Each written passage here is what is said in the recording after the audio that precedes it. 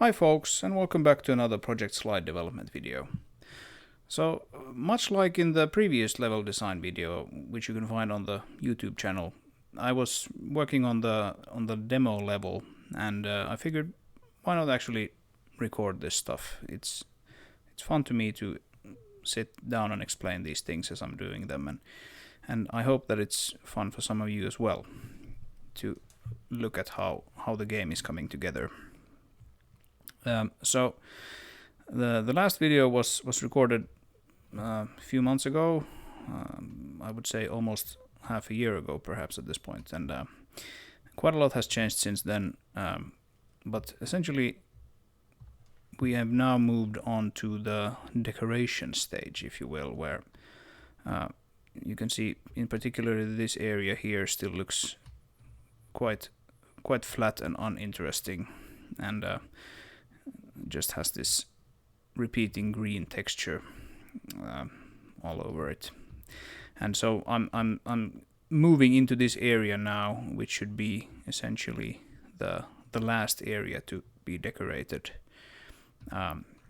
Actually, we have this canyon here as well, but this is such a small area that it should be quite easy to do. We can actually have a bird's eye view of the whole thing. If we turn off the fog, we can see things a little better. So when you look at the level like this, you can clearly see that yes, this is almost single colored here, this area, while the rest of the place is quite varied in comparison. And in particularly for this video, I figured we'll do a little bit of level design. We'll also do a little bit of modeling, and perhaps even a little bit of texturing. We'll see how this comes together. Let's turn on the fog again. I was working on an area like this, and this might look a little weird currently, so let me explain. So in the in-game universe, there's something called a linear transporter, which is what these weird pillars are for. So there is this big spaceship in the sky in stationary orbit above this place, and it can't land because it's badly damaged. So the folks have this technology where they can quickly, almost instantaneously, move objects in a straight line down to the surface to this kind of machine here, which you can see is still white box models here. So some of these things are still not final, the models, but yes. So this machine will essentially pull down these objects like this through these funnels that sort of stabilize the beam so that they move in a straight line. That is the lore for this game, and it will pull it down, and it will then place it on this platform here, and it can be transported away. So that's the idea. There's also another mysterious lane this way, which I won't spoil currently where that leads. But anyway, so the idea here is that these people have arrived on the planet, and stuff hasn't gone exactly according to plan, and they've had to make do with what they have. So the first thing they did was they put up this smaller scale linear transporter here, which has since been abandoned, since they have this full size system set up. And the idea was that this was the place where they sort of prototyped the idea to see if they were able to bring down cargo from this ship that they can't land on the planet itself. So I actually just about an hour ago started sort of thinking about what this area could look like, and so these are just kind of scaled down versions of these big funnel towers that we have here. and these are, as you can see, they're completely untextured. So these are the whole linear transporter system consists almost entirely of like white box geometry currently. And so I think one of the things that we'll do today in this video is we'll actually we'll model these three funnels. Rather than just scaling them down, these look kind of weird when they are these scaled down versions, because they're not really to scale. So we'll come up with something, I think. And the idea here was that maybe these people actually they dug like a hole in the ground where they put the receiver. So because the receiver sort of it will pull the object down. If we look at this larger one here, we'll pull the object down and sort of keep it in almost like a force field kind of thing in front of itself, and then it can lower it down to this platform here. So maybe the smaller one actually just dropped it on the road, right? And this object here, this is kind of like the focal point of the system. So if you move. Actually, there's a command for moving the camera, so... No, actually, that moves the object to the camera, so let's not do that. But you can see here that it like these rings are sort of in a straight line now, leading up to the ship. And so to do this, we'll actually have to modify the level terrain a little bit, and this road just got a big chunk cut out from it.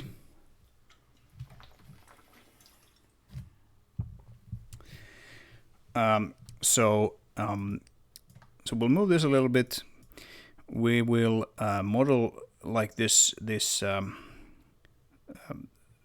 construction that these people have, which has housed the receiver, and then we'll model probably these guys as well, and then we'll see how this looks. I also put these boom barriers here in place. So this is kind of like it's a pretty nice way to just give the players some almost like environmental storytelling, what's been going on. There's this old system here that's no longer in use, and these boom barriers have just kind of been left here in place. Obviously these are just white box objects. So this is just a box, and this is a cylinder, and these are two other cylinders. You can just create these guys in the editor like this, and you know, give them some color and whatnot, and they will be replaced with proper ones. So the idea has been that you know, whenever the system has been in use, these booms have been sort of lowered, and it's a pretty nice way to sort of, without having to explain that much, we can actually put like a big sign here that says, you know, when the boom barriers are lowered, the transporter is active, don't proceed, or something like that. Already tells like quite a lot of information about, oh, what is this? What is this system, and what are these strange towers? I'm sort of hinting about the whole transporter thing already when the player approaches from this perspective here, and he arrives here. He sees this strange construction in the background, which I think is quite interesting. And the player can't quite understand, like, okay, what are those things? But then this smaller one might explain, especially if the player sort of drives here and looks up, he or they can deduce that, oh, okay, it has something to do with the ship in the sky.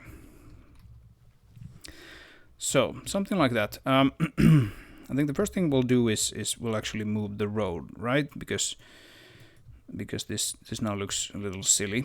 So moving the road essentially just means repainting the terrain to sort of take like a slightly bigger turn here, and also moving the AI spline a little bit. Otherwise, the AI cars will drive into this, and that's something that I've actually thought about quite a lot, because this is an area where combat will take place. So we'll probably have to do something about this hole in the ground that the AI can quite easily drive into and not get out of. So might have to make the edges high enough or something that which I mean, it does work in the context of the lore anyway, that there would be some sort of safety railing there. But okay, let's start with the road. So we'll select the terrain, which is we have 3 terrains essentially. There's the big one, which is this one here. Terrain number 2 is all right. It actually does go there, but the terrain number 2 is this one here, which covers the more narrow point, and then there's a small one here which covers this lower edge here, this small section. So we'll do terrain 1, and we actually have the active material as gravel already. So this is the gravel material, the road material. We can just paint this a little closer to this rock here, and we don't need to move it that much. It's already quite wide.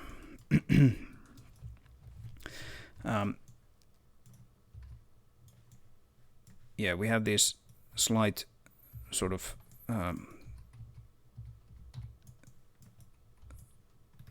it's like higher areas which we need to probably move along as well, or it will feel weird for the player to drive on the road at this place. This might seem like a pretty weird and hazardous construction, this having like a big hole next to the road, but on the other hand, that's essentially the whole idea of this system, is to drive like a truck or something here, and have the receiver sort of drop the cargo onto the truck, and they can drive away.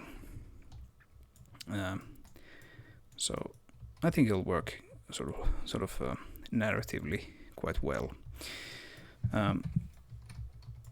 Let's raise this a little bit.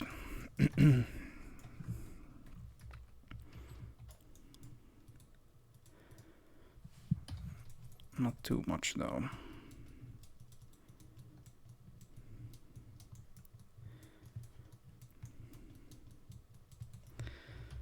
And this is something that like we're gonna actually have to play this to determine if this is like okay to drive on or not. Like currently you can see that it's really not. It's very uneven and bumpy, and so it will probably take some time to actually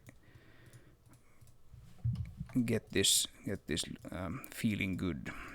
I'm constantly fixing small like bumps in the road where like they don't necessarily break the gameplay, but in a driving game it's even like small bumps. They just make your car kind of rock back and forth for no apparent reason. They're bad, like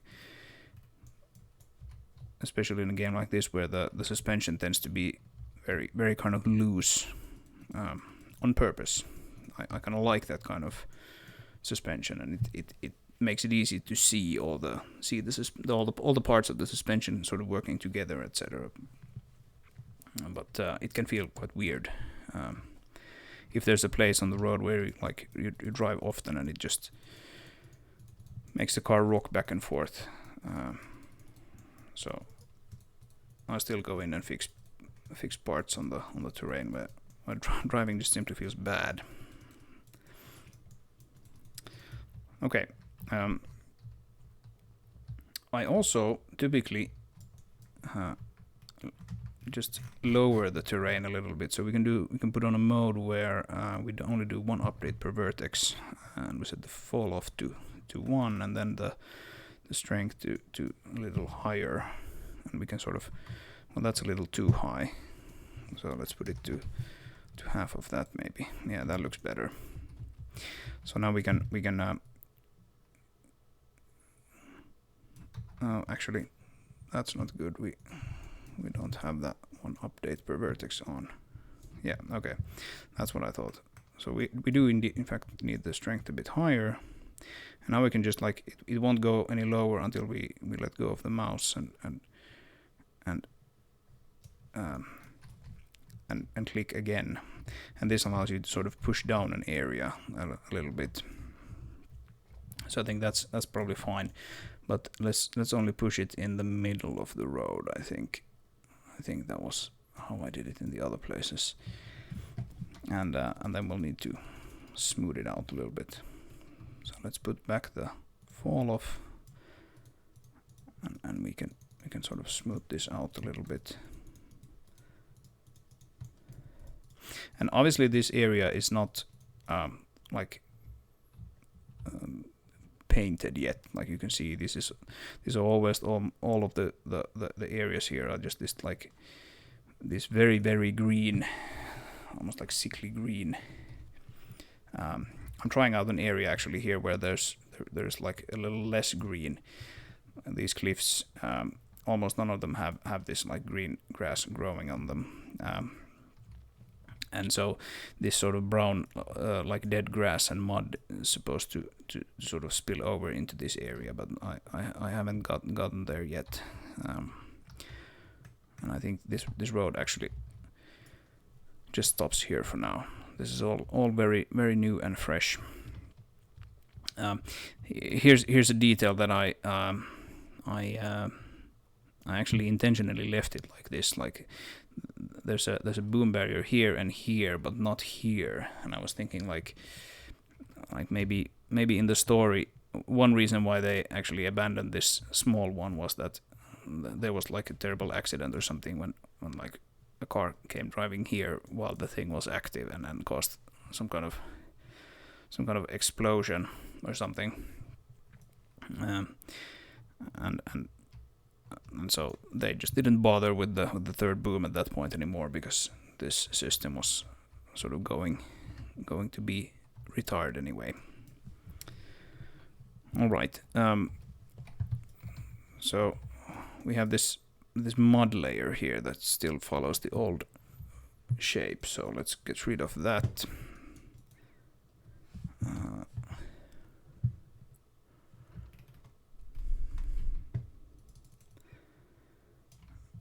And we'll paint it a little closer to the new road.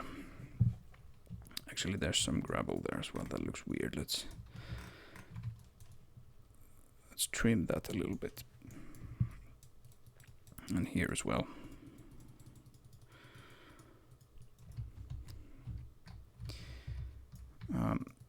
And yeah, you can also see these like painted tire tracks here. They don't really follow the road, although they don't really seem to. Yeah. There's like, actually, I think we need to get rid of this one. This one here, and let's get rid of both. And I think there's the idea has been that there's like one in the middle, and then one on either side. Actually, we can just get rid of the whole mud layer from this part of the road and just paint it again. So what about the shape now? It's okay, I think. So this is the AI road path. It does need to be adjusted, but that's to be expected. Actually, we can turn on this draw path when unselected, and now we can move these guys, and we can see that the shape change. So I think it's probably that one right now. It's that one. Yeah, we want to keep this in the middle of the road. The AIs can freely choose to ignore this if they want to. This will generate a path on the nav mesh, which is or can be, shall we say, can be considered cheaper to traverse than paths that are not on the road, which then makes the AI prefer to drive on roads, which is what we want. And here I can see that we have like this point here, then we have this point, and then we have that point. But that's not going to be enough to actually make it fit on the new shape. So we'll just duplicate one of these, and now we have more control over this particular area. Right, what's that? That probably has something to do with the combat, right? Let's do that again. Yeah. So CZ means is short for combat zone. We're gonna ignore that for now because the combat zone needs to be completely redone for this area anyway. The shape of the terrain has changed so much that it just simply won't work right now. So these shapes, these paths are set up so that if we collapse these guys, and then just select that one again, you have this Nav Mesh area path, and all the waypoints in the same layer called main road here get used as paths. Oh, sorry, as points on the path. So it tries to sort of smoothly follow those points. So we can just move this, and it will sort of try to keep the path smooth. It can sometimes lead to some like interesting problems if you have 2 points that are sort of way too close to each other. Like this, it makes some like weird turns and twists. But generally it works really well.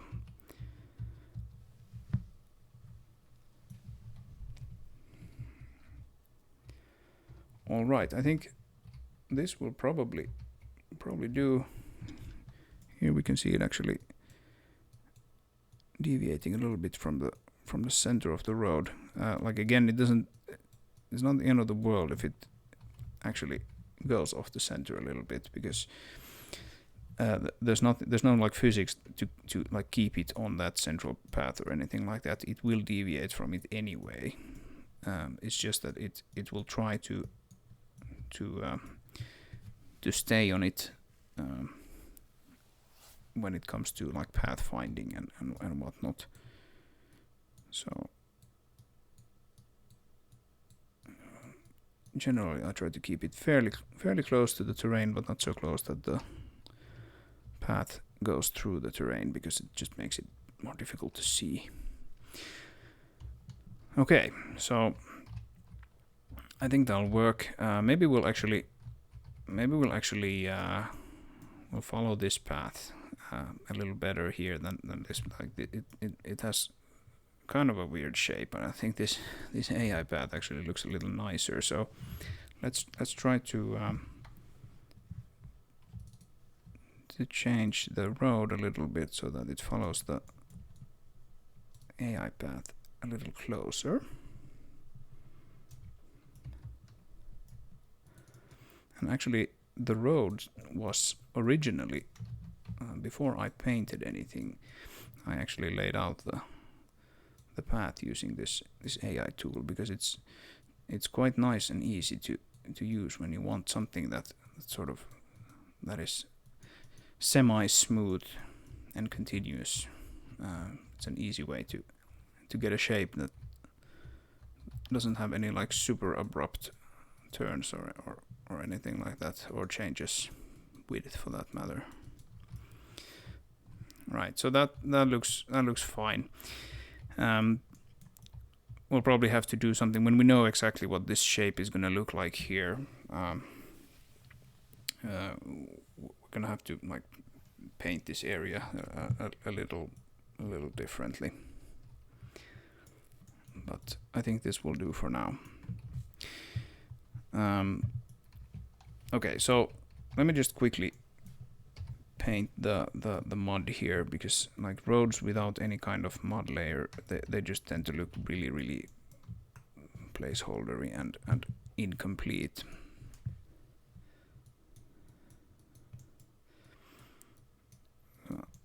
I sometimes paint these with a drawing tablet or drawing screen. Actually, I have like a Wacom Cintiq, which is very nice for digital painting. I'll try to do it with the mouse now that we're recording this, so that I don't have to change displays in the middle. Maybe make that a little smaller still, and then we'll do the middle one. Actually, there's stuff coming out of the brush, and my humble texture painting tools are not the best. They tend to get a little clumpy. There are algorithms that you can implement to make it sort of apply like a continuous stroke rather than just individual points along the way, but I haven't looked into that. Right, so I think that'll probably be fine. We'll leave these smaller roads here as they are for now. I need to have a think on how I want them to look and feel like. I haven't actually played this area at all yet, so I might have to do some changes. I have some other smaller roads here in this valley where I try to like clearly communicate to the player that this is like the big road, and this is a smaller road, and it's less traveled because it's like clearly quite bumpy and almost looks like a tractor trail or something like that, and the same thing here. So maybe I'll do something similar to this one.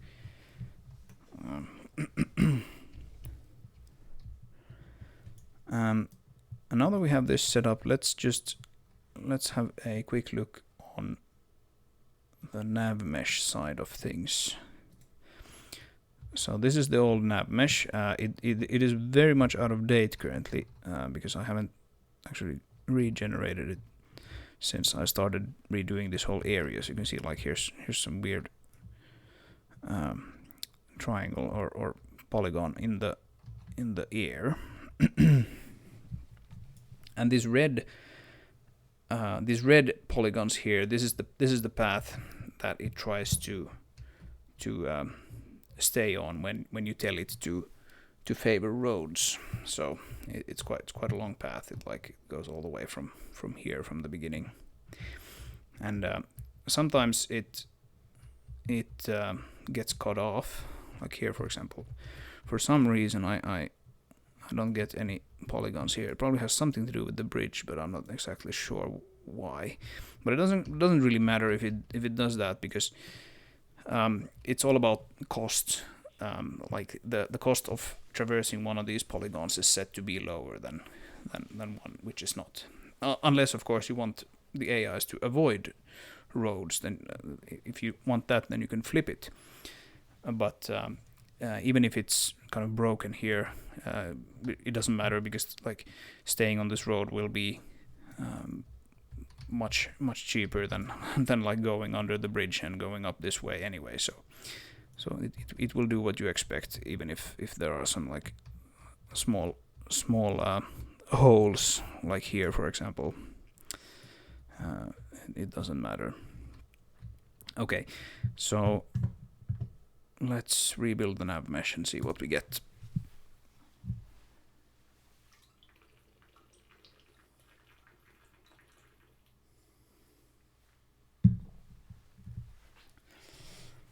Alright, I had a drink of water. Now let's see what happens.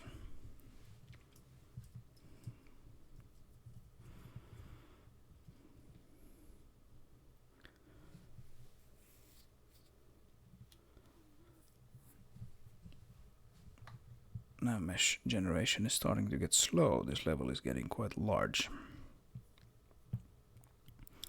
Okay, there we go. So, yeah, as we can see now, the road is looking much better, and this area here also looks much better. I think the reason why these holes appear here is that this is almost like in the air. There's actually very little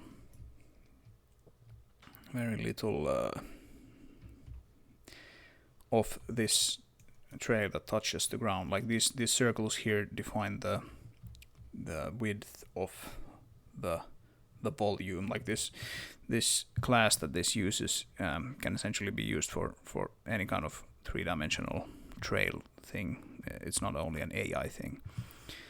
And here it just happens to be used for laying out this AI path. We can maybe move that a little closer to the ground, and we should get a better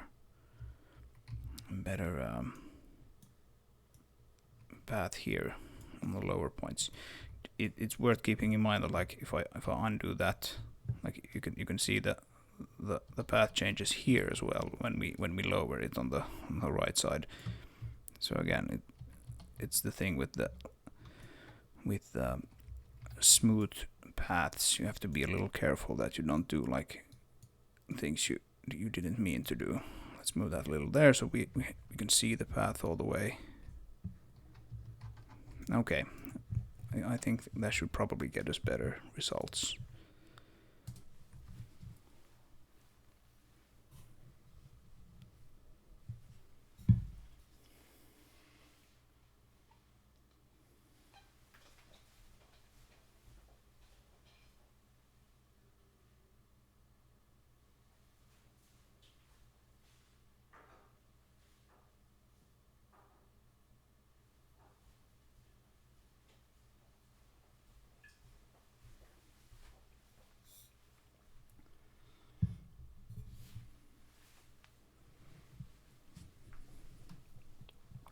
All right, there we go. Not that it really matters, but might be worth fixing them anyway. And we can set up these kinds of road paths for the smaller roads as well. I do actually have them here because during the demo mission, the AI will drive along this smaller road. I don't actually have them set up for this other smaller road yet. I might do that, but for the demo mission it's not needed, because in this area the AI will either use the combat zones to wage war in this area, or they will just drive along the main road. I think the similar thing will be here.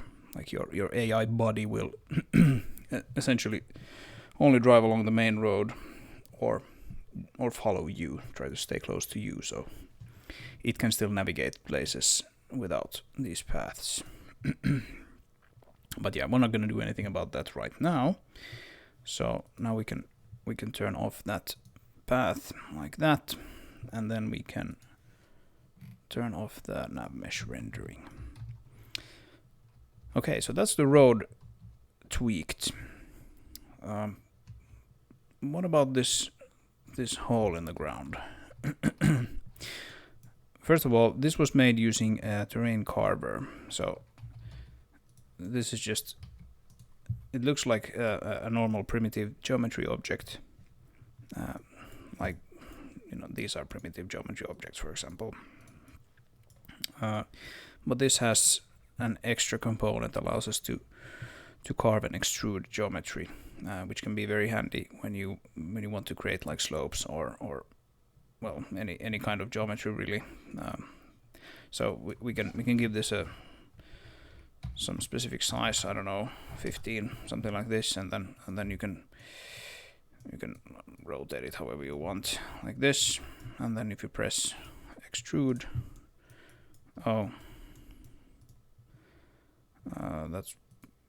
that's weird.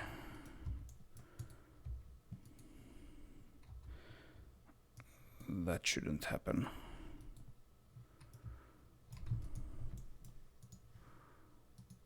Yeah, okay.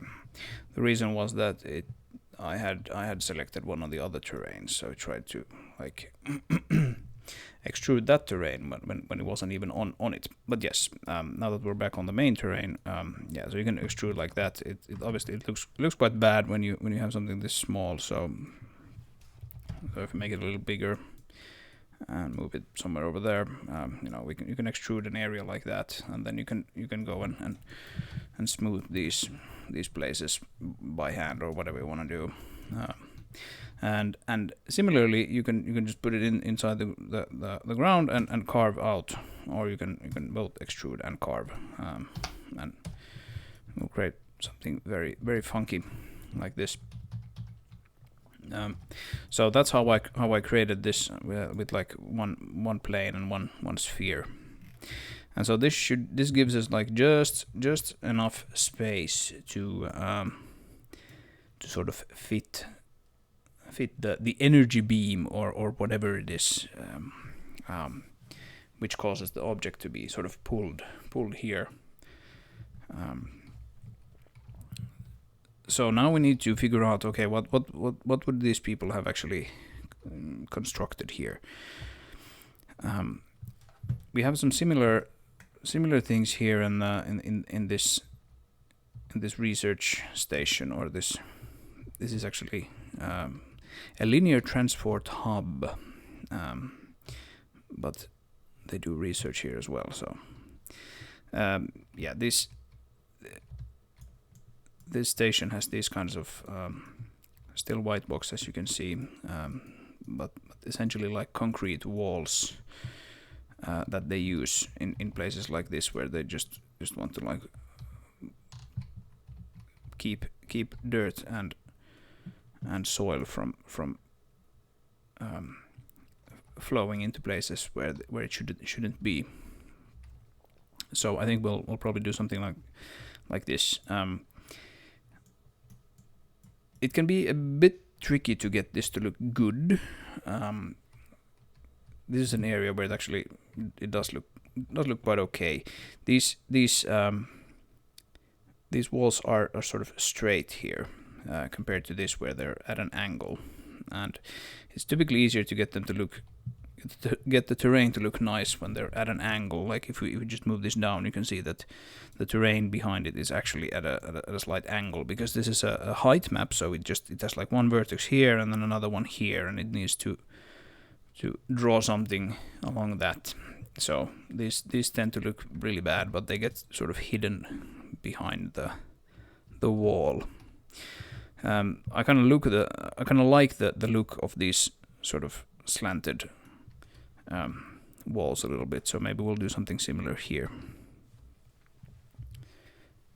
And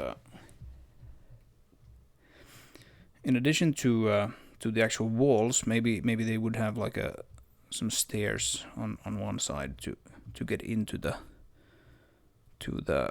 down in here to serve the receiver here, the machinery, etc. And then I was thinking that right next to this could be some kind of small control hut.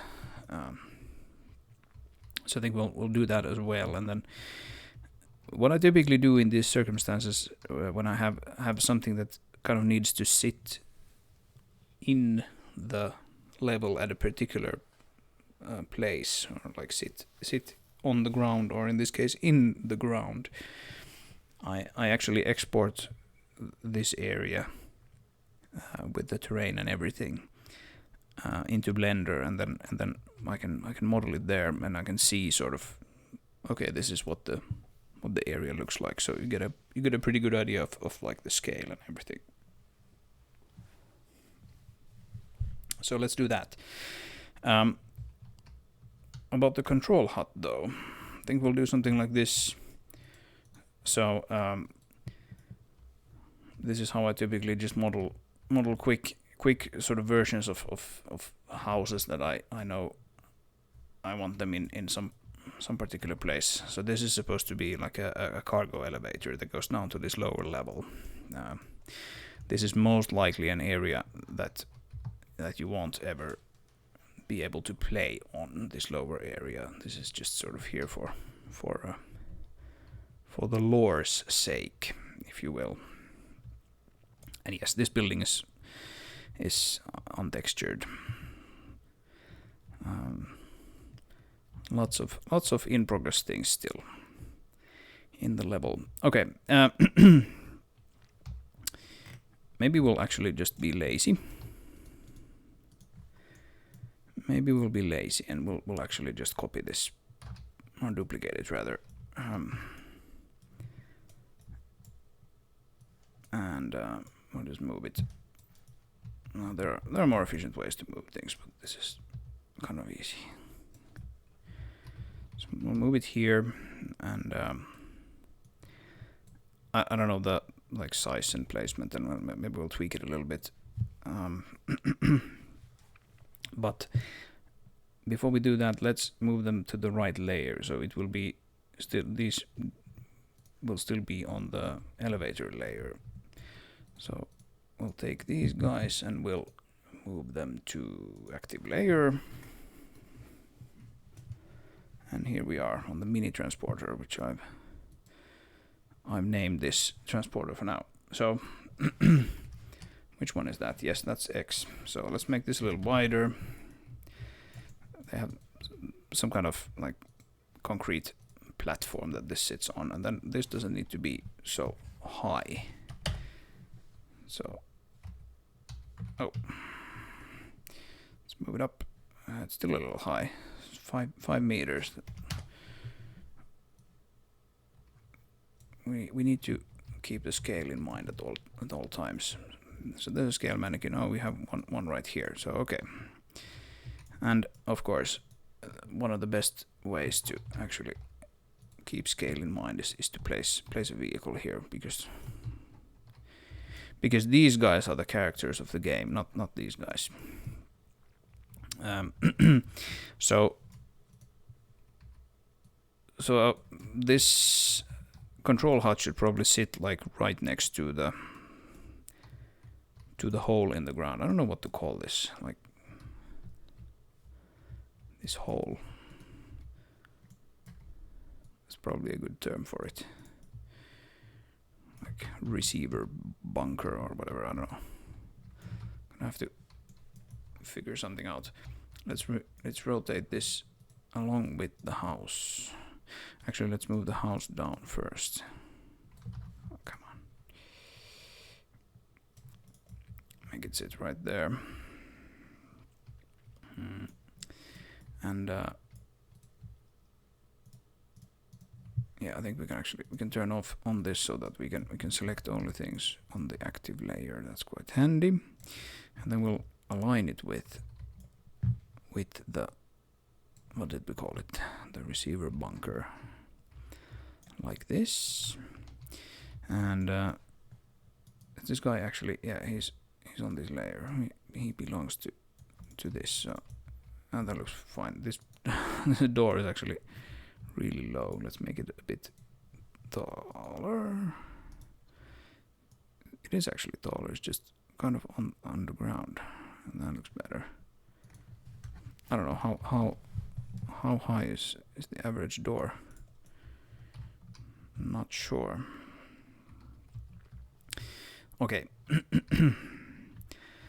So maybe we should have the stairs kind of go down along this wall here. And that would be how you get into the thing. If you need to do like service or whatever.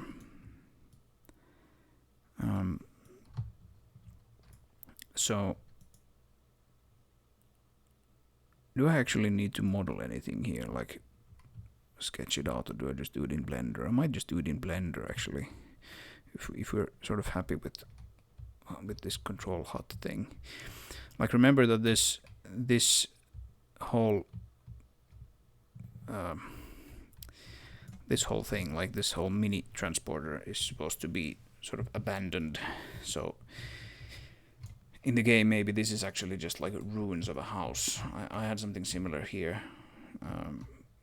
I just put a house here because I figured there should be something here. So again, placeholder stuff, but maybe that's actually something that's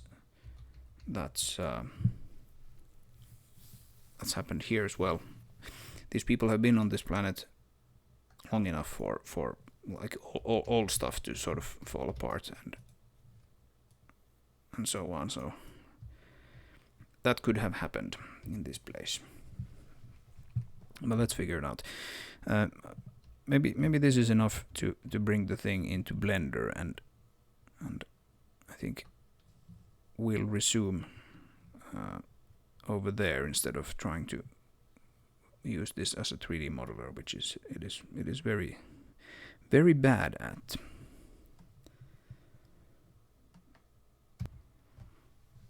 All right, so the way we bring stuff into Blender is using an OBJ exporter. So let's put one here, and we can select here to only export within the bounds. Flip x-axis, yes, I think we'll need that to get it to line up properly.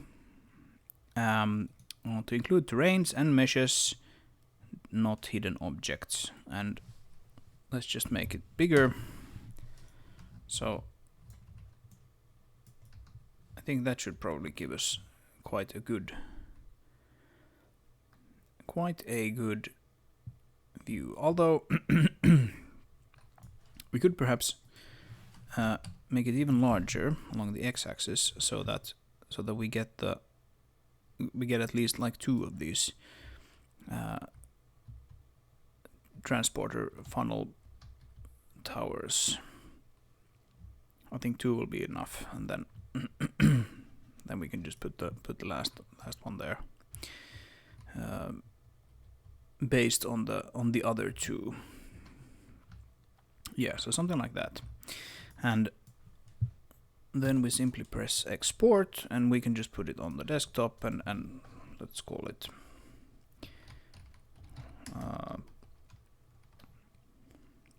what do we call it? Mini transporter level export or something like that. I typically don't keep these files around very long because they tend to get outdated very quickly, so just in case I need them later, I want to give them a sensible name. Okay, so in Blender we'll import this OBJ, and we'll need to set Z to forward and Y to up, and then desktop and this one. Oh boy, every time I make a video, for some reason I end up in a place where I haven't used Blender for ages, so let's hope I remember how to use this. Okay, so this gives us essentially the stuff we have in the editor, except that the the terrain is actually it does look a little different than the terrain here in the editor. This is GPU tessellated terrain. This is not exactly the same as in the game. The game uses a pre-tessellated, like an optimized form. You can preview it here by toggling this checkbox here, and mostly it looks the same like this. You can hardly see any difference at all, but some things, for example, these very abrupt places tend to look quite different. This also uses pre-tessellated terrain. I think it actually exports the physics representation, because that was the easiest one to actually get there. And as we can see currently here with the physics scale down factor, it's set to half that of the visual factor. So this is a little bit lower resolution than what we see in the editor and the game. But otherwise it should match up essentially completely with what we have in the game. So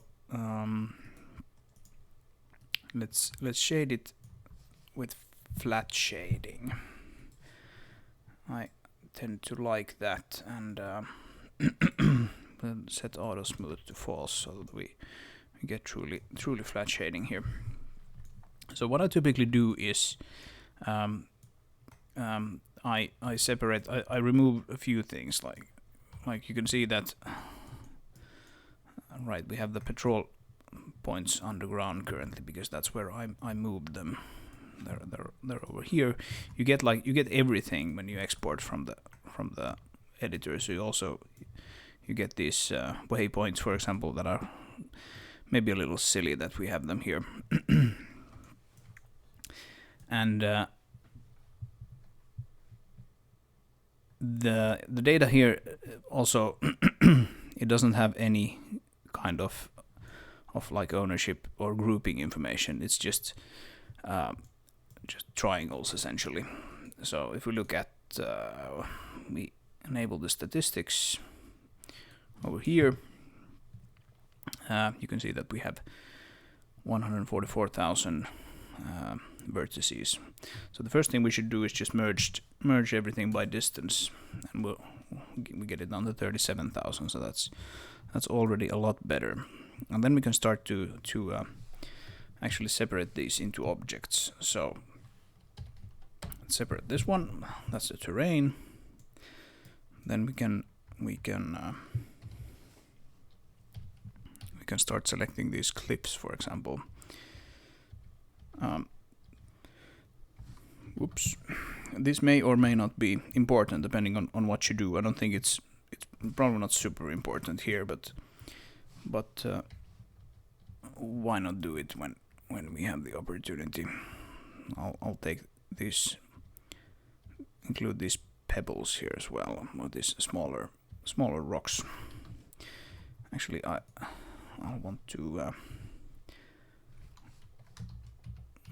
let's do it like this.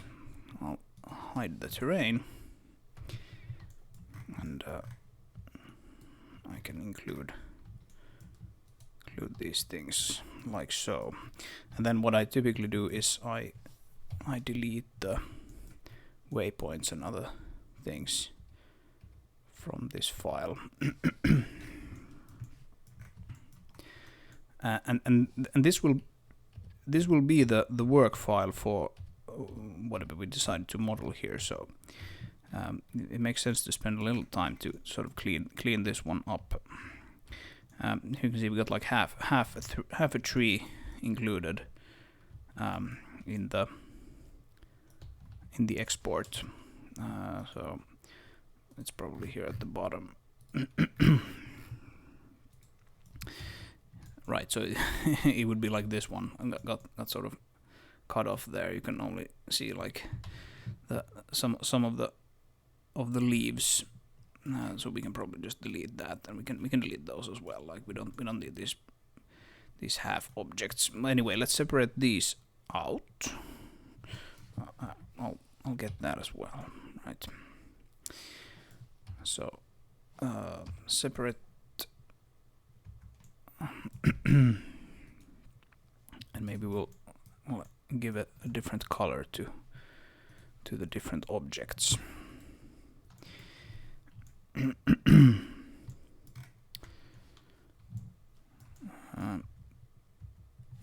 Let's have only this one, and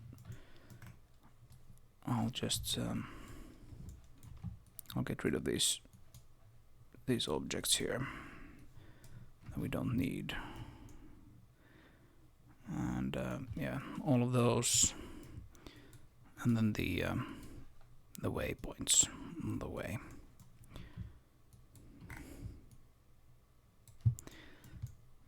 Just to clean it up a little bit, then we can get rid of these pebbles. I mean, these, like I said, the Blender files tend to get sort of outdated anyway pretty quickly. So yeah, it doesn't quite matter. Here we can see the vehicles that got included as well. So yep, we can actually keep them in the scene. I've done that several times. We don't need 2 of these though, so we can get rid of one of them. But it can be quite handy to have these here for like helping out with the scale and everything like that. So let's call that the terrain, and that would be cliffs. And then we have, I don't know, objects or something. Right. So, oh, what is that actually? Just delete that as well. So now let's go and let's save this in. So this would be research station pack file probably, and then let's call this mini transporter. And that's just the name that I've grown accustomed to using for this set piece. And then _work is just something that I've defined for this particular game project. Anything that's in an _work folder is not going to be touched by the exporters. So typically, if you have like textures, for example, you can have PNG files and you just put them in a folder, and the file watcher for the game engine asset conversion pipeline will figure out that, oh, there's a PNG here. Let's export it into a texture and include it in a pack file. So, for example, if you have like work textures, something that the Blender file references that you don't want to include in the game, then all of that stuff should go in a work folder. So that's what I'm doing here as well. Let's put the Blender file here as well. So we call this mini transporter.blend. What? Now I jumped somewhere where I shouldn't be.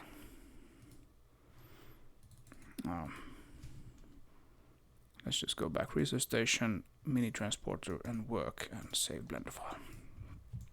Okay. So now we have essentially everything we need to sort of set up this area, and we can model here and know that whatever we do will match the terrain more or less. I mean, we're gonna modify the terrain after this, I'm sure, but for now it makes sense to have this sort of as a guide. So typically what I do is I make like a block out here in the terrain, and then when I know the rough shape of the object, I export it into the game, and we can see it there. And then only after that do I actually sort of separate it from the rest of this here in Blender and add like details and textures and whatnot. So anyway, I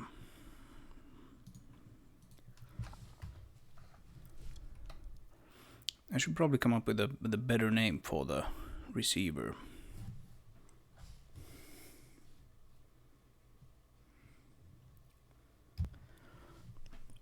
Right, so I thought about it for a bit off screen or off video, and decided to name this thing the receiver pit. that sounds like a pretty good name for it. So let's call this collection receiver pit. And now then, let's start by creating the actual walls for this. So if I can remember how to use Blender, that would be nice. Let's start with a plane. Oh damn. I'm really rusty when it comes to this. Let's actually rotate it in object mode, and then scale it in edit mode. That way we can later, when we actually start to like properly detail this object, we can just rotate it back to 0 from here, and we'll have the object sort of aligned with the world axis, which is typically a good idea. So if we look at it from the side, here we have the bottom of the pit, and this is supposed to be the receiver. It's quite low, pretty low, sitting on the floor essentially. I don't know what the machine is actually supposed to look like in this case. Like in this, in the larger machine, like this, looks like some kind of, I don't know, gun or like searchlight or whatever you want to call that, and it has this kind of rotating axis here, so that it can rotate up and down, and then of course rotate around its base.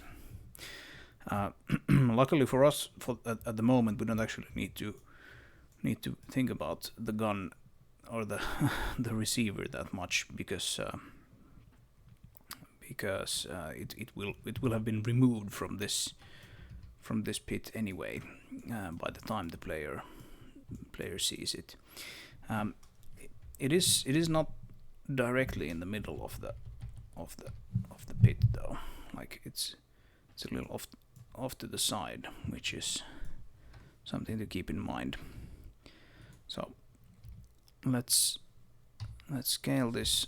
We need to scale in or transform in local mode and scale along Y, and then we'll probably move it up a little bit, and then scale along what is it, X. Yeah, Blender uses different axes for the different directions in the world. Like Z is up here, and I think which way is it?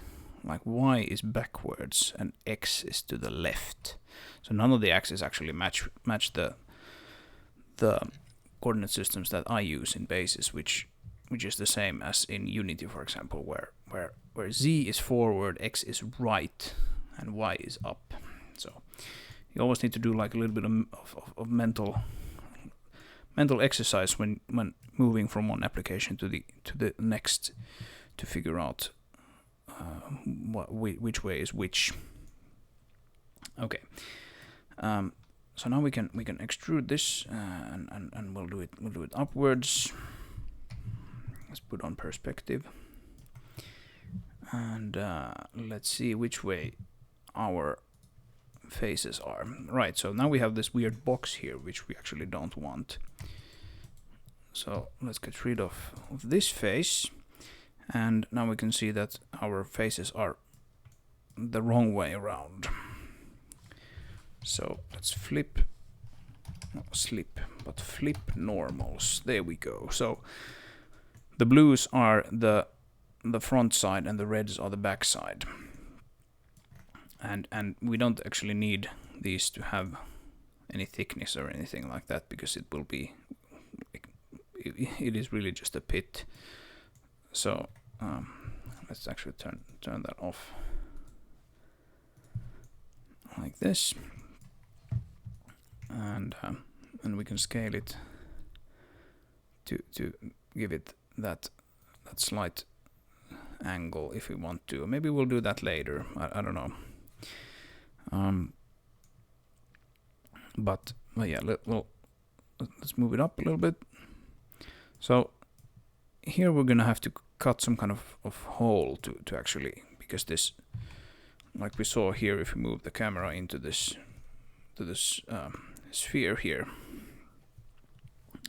this hole here is sort of put in place, because otherwise the dirt will be in the way of the energy beam. So we're gonna want to have some sort of like cutout here for the beam itself. So maybe let's do that now. Let's put a few edge loops here, and how do we want to do this? I'm not sure. Maybe.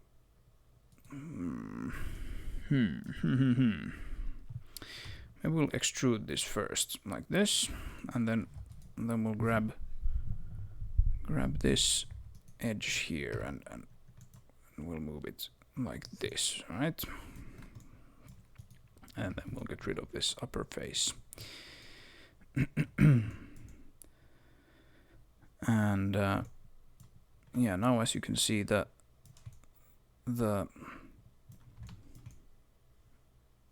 oh, interesting.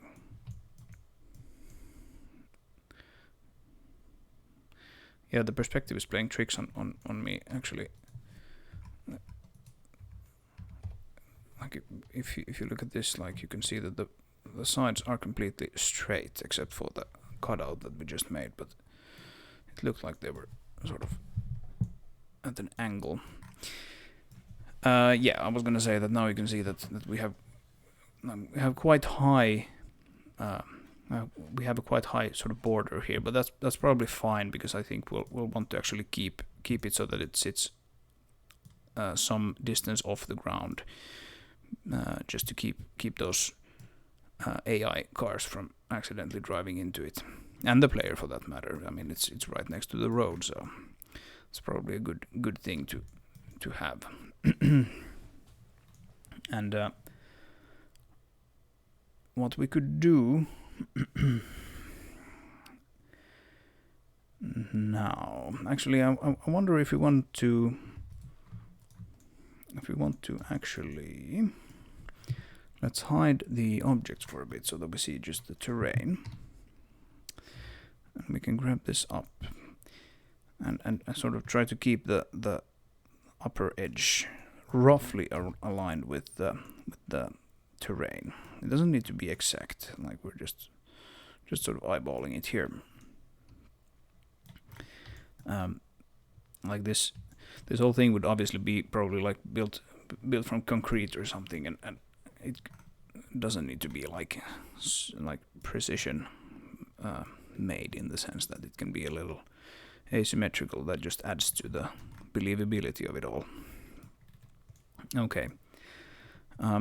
So I was thinking earlier about the stairs here. I'm just sort of thinking out loud now. That's something that we probably would want to keep in mind already at this point. Let's take one of these guys. Actually, we can probably just move this scale mannequin that we have. And where did he go? Let's move him up. Oh, we need to translate in global space. There we go. There's a scale mannequin. So it's quite deep, actually. we can actually measure how deep this is. So it's like 7 meters. Yeah, maybe the stairs are actually not really realistic. Or are they? There probably shouldn't be any kind of stairs or anything down this side. But we can, of course, if we want to, we can sort of cut out something here in the back if we want to make it like a little more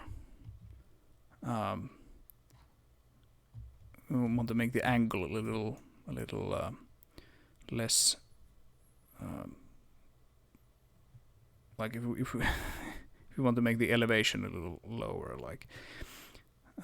But I mean, this is literally no practical difference for the game itself. This is just sort of world building and believability. If you think about that kind of stuff, then like how would these people have built this? And now that I'm thinking about it, maybe we actually would want to lower this terrain a little bit here so that we don't necessarily need to like lift this up so high. So maybe we'll actually do that.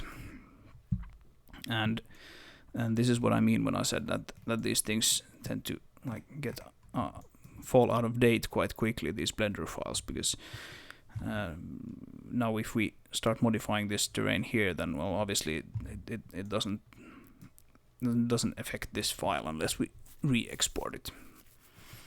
But that's fine. I mean, these things are sort of approximate anyway, and it has already helped us get the like overall shape and size of this object. So that's fine. What we can do, of course, here now is we get only the terrain, and then we do something like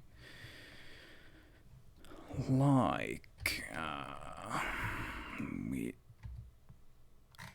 turn on proportional editing and then start moving this down. Maybe proportional is not the right thing to do here, but rather use something like this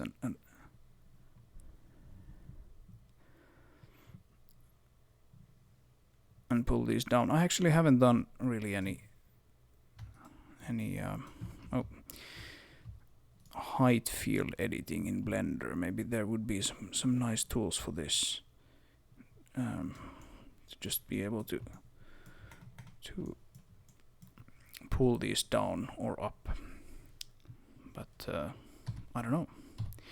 So you can do something like this. Oh, now we don't want the proportional editing on, so turn that off and then move these down a little bit. So how does that affect our shape a little bit? Like if we lower it to something like that, then we have like less than 5.5 meters. Yeah, I think we can do that. We'll just eyeball this again and lower this a little bit. First we'll lower it exactly to what it was previously, which we can just do by snapping it to this vertex.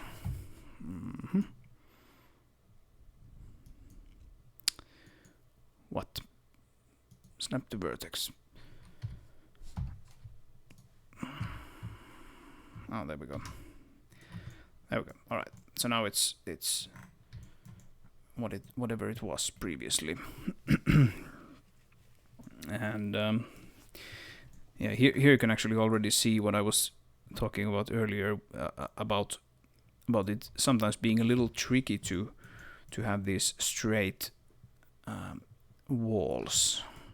It is typically easier to just take these and then you sort of scale them down a little bit so that these things are at an angle, because the terrain is not going to be, since it's a height field, it's never going to have exactly vertical walls. That's not possible with a height field, because you can't move the vertices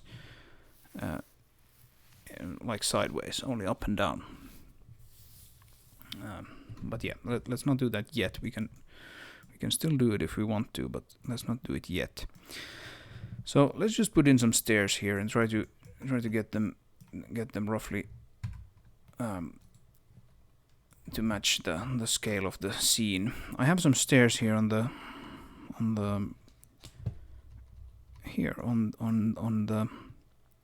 hydro plant or the dam. So let's measure these. They're like 22 in height, 22 centimeters. I don't know if that's a realistic stair height or not, but or step height. Yeah, they tend to be 0.22. Okay. All right. And how wide are they then? About 1.5 meters. Yeah. Okay. I think these stairs will probably be a little more steep than these. These look kind of leisurely. So okay, let's try to get this done now. So actually I'll what did I do? That was not my intention to add loops there. I think that'll probably be quite fine for our stair width. And then how to actually, what's the easiest way to cut the steps? Maybe something like this, and then we subdivide it, and we subdivide it many more times. Oh, we can only do 10 with this subdivision. That's stupid. I don't know. There was a limit to that. Okay. Well, I mean, we can do more, but I think that's probably fine. Actually, no. Let's not do it like that. Let's see if I subdivide it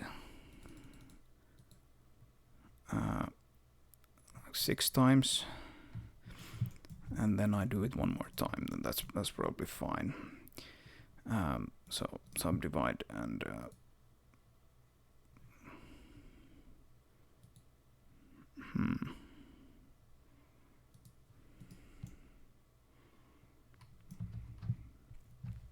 yeah, I don't think that looks quite right. Let's do 5 and then do 2 more. I think that'll probably be. That's fine. And now then, how do we actually how do we determine where it starts and where it ends? So the terrain, we can make the terrain start where at whichever height we want. Let's actually just disable the measuring tool. And let's assume that we'll be lowering this to whatever height looks sort of good. Maybe we'll actually move this whole thing off to the side a little bit so that there'll be 2 separate things. I think that might be a good thing.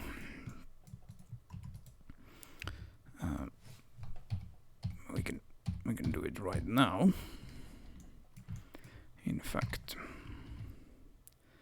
let's move it off to the side a little bit like that. And now then,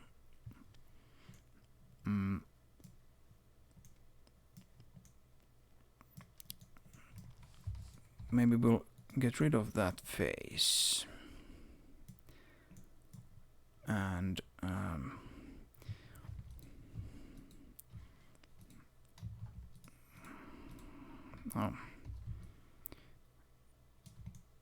do this, and then I'll subdivide those. Yeah, I can assume this is perhaps not super interesting content. Me messing around with Blender trying to remember how to do things, but I'm hoping that we'll get this done pretty quickly, and then we can go back to actually putting these in the game, and that will be more fun. So let's transform in local space, and now we'll just.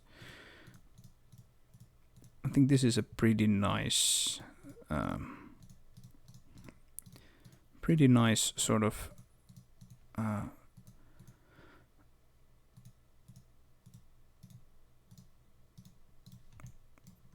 pretty nice set of stairs for this particular case. Like, you don't want to make them too steep, or it will just look wrong. This is perhaps a little. They do get a little wide with this.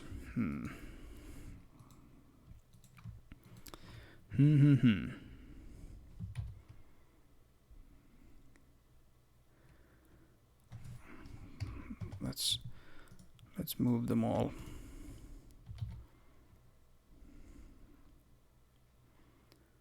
Oh, that would be 0.4, right?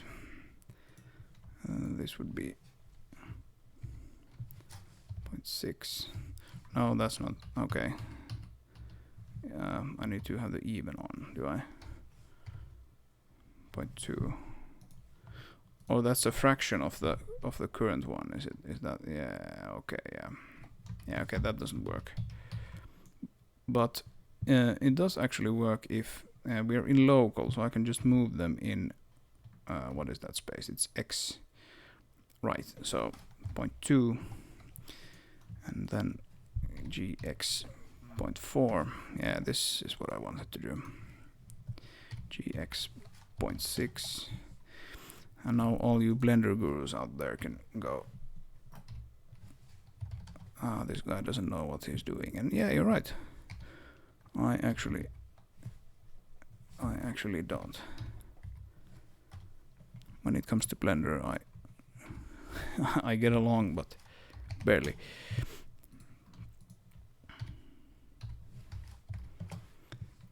And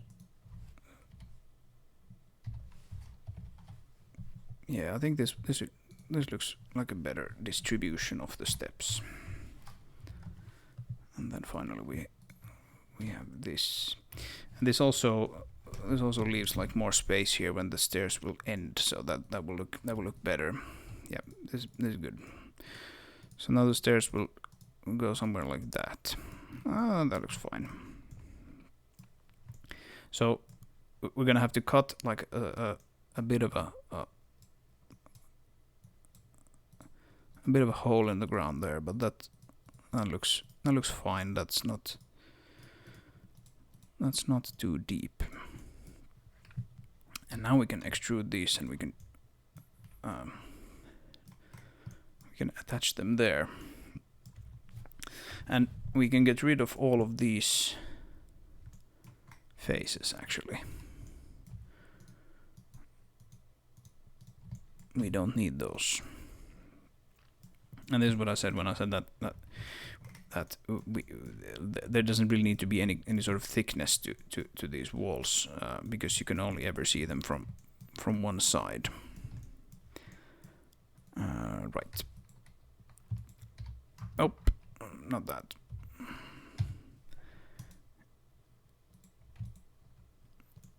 Yeah, of course. Right.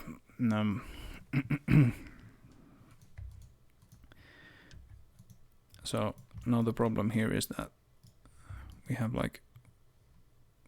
have that edge, and let's just actually get rid of it, and then put a face there and put a face there. Yeah, we might have to like re-triangulate some of these things a little bit, but that should work. Okay. And we can get rid of most of these edges as well.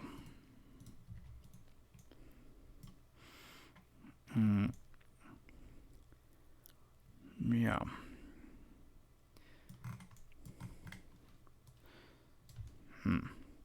I'm just kind of thinking aloud here. Am I doing something stupid? But yeah, I most likely am. I'm sure you'll tell me all about it in the comments below, aren't you? And please leave a comment if you find this stuff interesting, or at least find some enjoyment in it, and I'll know to create more of this. And even if you don't, I kind of find it fine to occasionally do this kind of stuff, just stuff that I should do anyway, rather than just sitting here doing it myself. I'll explain it as I go and record the whole thing,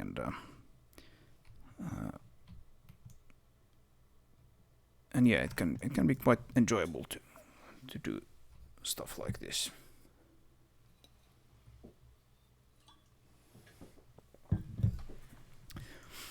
Okay, so now we have the stairs, and we can sort of assume that there'll be no problem actually connecting this to the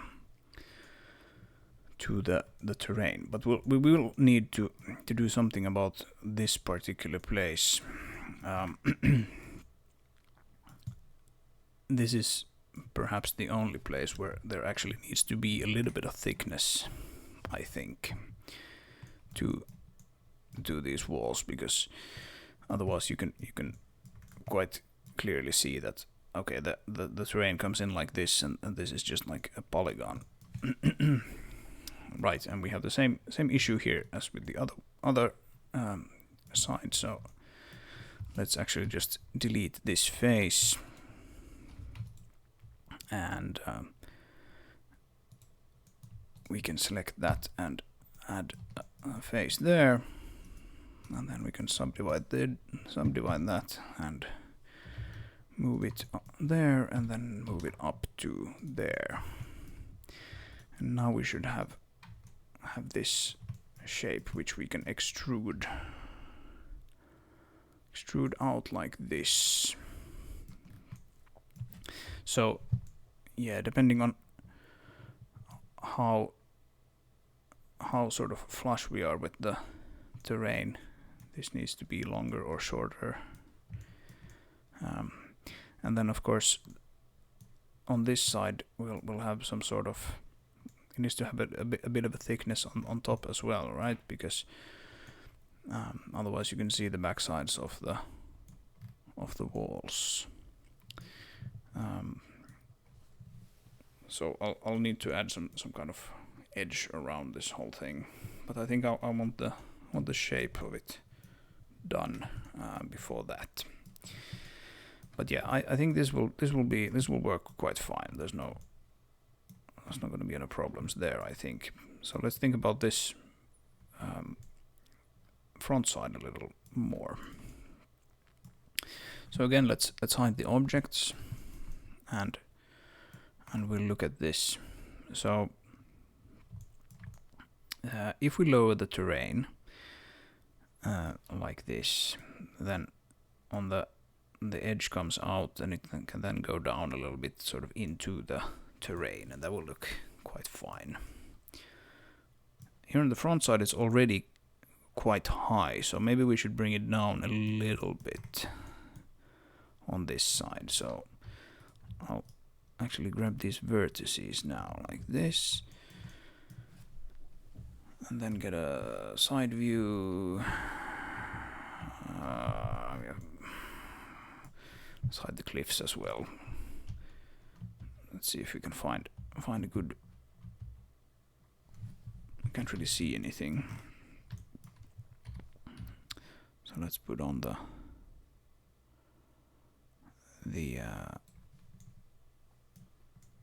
wireframe mode, and this might be one of those places where it's just easiest to eyeball it. Yeah, that's probably fine. And then what about this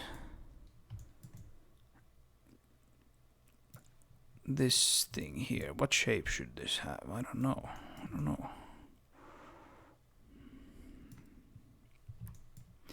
I do not know. Maybe we'll add a few edge loops there, and we'll bring this forward a little bit like so, but we should bring both of the edges forward so that we don't bend the triangles that much. something like this. The terrain has this shape, and how much space do we need? Like it looks quite different with this scaled down physics terrain compared to what we see visually. And with this, the visual one is obviously the important one. I was kind of thinking about some kind of sphere cutout here, just like we have here. But I wonder if that's actually, is that the best thing? Maybe it would be better just to have it like this. Even if you're just thinking about like how would you actually create something like this out of concrete? I think this is a more realistic shape to actually construct out of concrete. So, I mean, I'm sure people could do that, but these colonists tend to be very pragmatic and not do anything super exotic.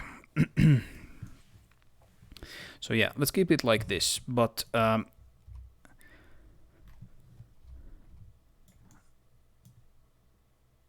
I think it will be enough if we let's get rid of the terrain for a bit, and if we take these front vertices and bring them in. Let's see, can we actually do that? Maybe like this. I think so. We want the even one to turn on even. And then we want to clamp it. Oh, the clamp doesn't actually stop it. Okay. Yeah, okay, that didn't work. But since we're in local, we can probably just move them along. What is it, X? It is X, yes. Like that. Yeah. Yeah, that'll be fine. Move them a bit more. And then we can merge those two by distance. Oh. They didn't get merged, so I'll just do it by hand. Last. And last. Okay. Right, so I think yeah, that shape looks more realistic, I think. The terrain is poking through a little bit, but that's fine. We'll just add like an edge here, and then we can just cut away the terrain as much as we need. This is surely too high, though. I think this whole thing is still too high, so let's bring it down. Let's bring it down some more. I can probably just do that. I'll get all of them, and then we'll bring it down some more.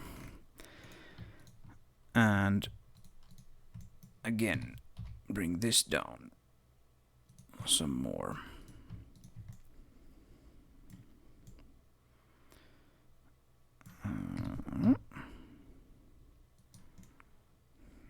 Yeah.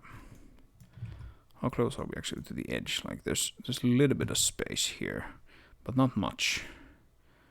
So let's bring it down even more.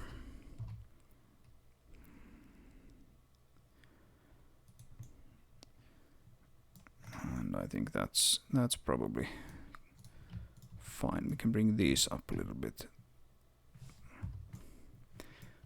Actually, let's not bring them up because it will actually change the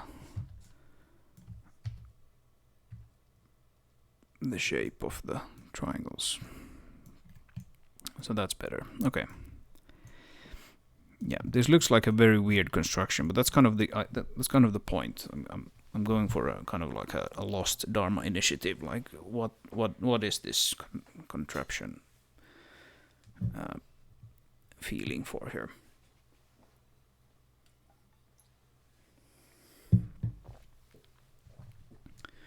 Okay.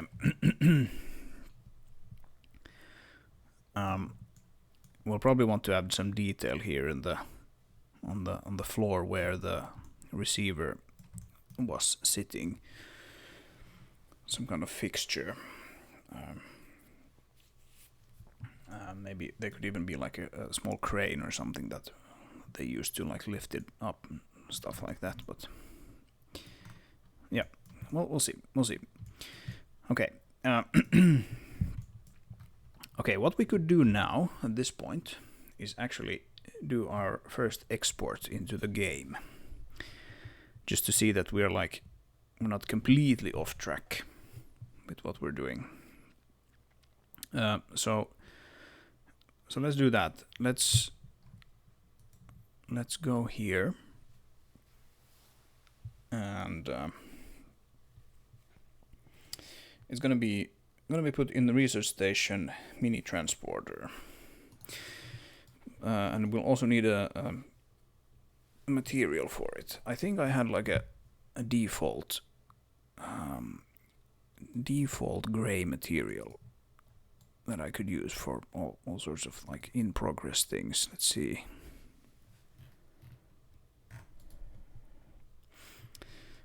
We can just go here to the asset browser and look for it. Right, so default gray. There's one in building garage and one in building main. That's kind of stupid that we have separate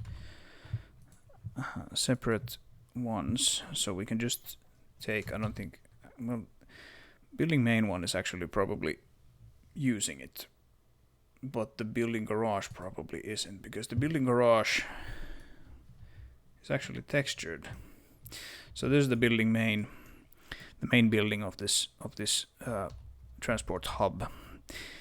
This is the garage building. This is fully textured. I mean, there are some boxes here that aren't textured and whatnot, but the building itself is textured. This one isn't, so this is probably using the gray material, but that's fine. I mean, this is the color that we get for our pit if we just copy that. But let's be a little smart about it. Let's actually take this default gray and put it right here in the root of the research station, so that we can change these to all use this same material. Yeah, this opened up on my second screen. It's just a JSON file currently. Materials are one thing that are sort of, they're lacking a true editor in this engine. So I just use Visual Studio Code for editing these, and I have like this color picker extensions and whatnot that allow me to like pick like a red color, and then you can see it here in the editor. But yeah, this is pending a proper editor, probably something node based, where you would generate the shader and the material all in one go. But yes, this will be fine for our test pit, and as you can see, it has default passes for the shadow map and the HBAO or SSAO, depending on which one is in use. Currently we are using HBAO. So that will work fine. And now if we convert it, we can see here again on the second screen the resource path that it got generated. I think it was this one. Cool. Okay. So let's go back to Blender and export the pit. And actually what I want to do before exporting is we'll make sure the scale is set to 1. That's fine, but the rotation is not actually fine. And it's also sitting at an offset from the center of the world. We'll want to actually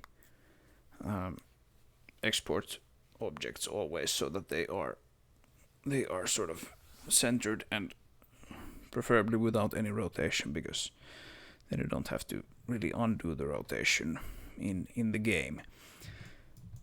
For this one though, it might actually make sense to keep it as it is, because this is a very sort of unique asset in a way, and it will sit in the world on that position with that rotation. All right. So the world origin. Let's see, where's the world origin? If we take like a debug sphere, right, like this, and then we scale it up, and then we move it to the origin, and then we move there. There's the world origin.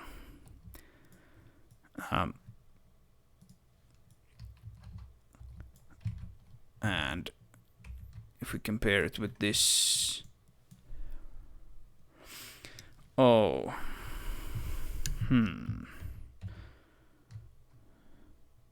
no, it actually probably matches. Yeah,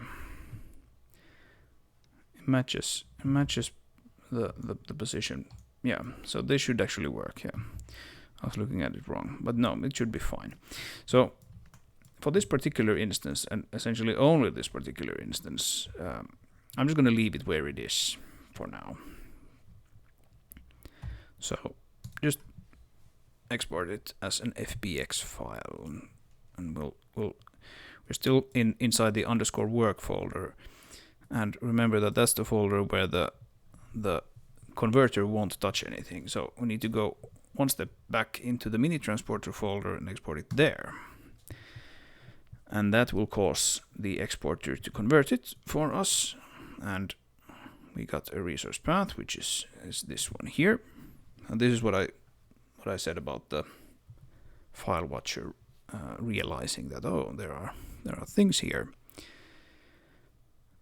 Okay, so now we can go to the asset browser and create a blueprint for it. And the blueprint is required to actually for it to show up here in the game object type list. So we have, for example, the hydro plant objects. They're actually under the research station group. But if you have one of these here, then well, you can just instantiate it into the world like that. So let's go to research station here, and we'll create a new blueprint, and we'll call it research station mini transporter receiver pit, like so. And then we'll want to give it a mesh component. And yeah, this is also JSON. This is actually something that I'm not sure I'm actually gonna ever need anything. Oh damn! Yeah, that was not very good. I don't have the let's actually shut that down still, because we need to set up these paths before we can actually show it. Yeah, I'm not sure I'm actually gonna need another editor for this, because this is actually very, very handy and flexible to define these in a data format like JSON. But we'll see. We could perhaps somehow have a nicer UI where the components have sort of, instead of the components listing their properties like this, the mesh component would know that, okay, it needs a mesh and it needs a material and blah blah, and you could just give them as a UI thing. But okay, enough rambling. So we have the mesh here. We can just click on it and paste it in there, and then we have the default material, and we can do the same with that. It does need to block the nav mesh, yes, and it's not dynamic. And the mesh position can now stay at 0, 0, 0. And that means that if we place this object at the origin in the world, it should actually appear in the pit, because it was exported with that offset already in. Remains to be seen if we actually want to keep it that way or not. Yeah, like you can see here that it's kind of weirdly offset now, this whole thing in the editor, or the preview. Like normally the objects are sitting like this. They're exported as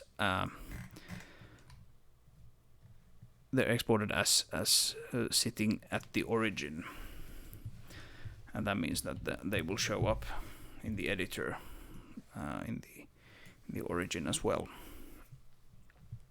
or the asset preview rather. Yeah, we'll see. Maybe we'll actually move that if it turns out to be a stupid idea to keep it with the offset baked in. Yeah, these things are actually those are the combat patrol routes that I just moved underground. These guys, because I modified this area heavily and I just wanted them out of the way, so I just moved them underground. I need to line them up. This level is not gonna actually export like this unless I remove them, but we'll see. So, all right, here's our pit, and we can place it at the origin, and it doesn't actually line up correctly. Okay. It does look correct, but it is incorrectly rotated. So I think like if we rotate it like 180 degrees, now it's in the correct place. Okay, so that's not good. There's probably something that we did either with the export or the import. We flipped like an axis or something. But yeah, that's fine. It doesn't quite matter. I think I'm gonna move it to the origin anyway, because that's sort of how I prefer to author these assets anyway. So the thing I wanted to test here is in particular this thing. Like if we move the camera here, can we still see the funnels and the destination? And yes, we can. So I think this is probably fine. Again, this is something that doesn't really matter. Like this is just a set piece that people are gonna speed past, at least most players. But if someone somehow manages to get the camera there and they see that, oh, this thing can't actually see its destination, then I don't want that to be a thing.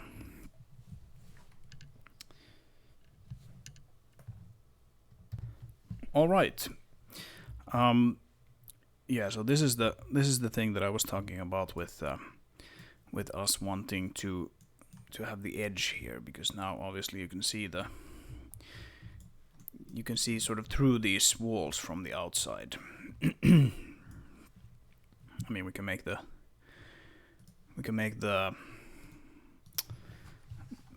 object, I think it's called call mode. Or is it? I don't remember. Callback faces. Anyway, you can make it double-sided from there, but yeah, we don't want to do that. Instead, we just want to have the wall sort of have some width at the top. What about the scale now? If we take this guy, right, he's on another layer, so we need to select him first. Like if he stands here on these stairs, I think the scale is pretty good. I mean, if we're being really picky about it, these are probably a bit too high for this guy, but but with the cartoony art style that we're going for, I'd say that the same is probably true here as well. So there can be like a certain amount of exaggeration going on. I think that's probably quite all right.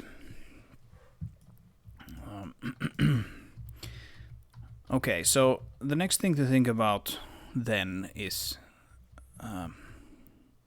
like what material is this going to be, and it is most likely going to be concrete. So if you actually just quickly go back here to the dam, so something like this, probably like you can add these kinds of like imperfections in the model by sculpting these sort of details there, and then baking the normal map so that you get these kinds of details. And I think that's probably what I'm gonna do. But perhaps more important than that, like, we should maybe look at what the topology for this low detail mesh looks like. So if we go to I think this has its own pack file. Yes, hydro plant, and then work, and we go look at the Blender file for this guy.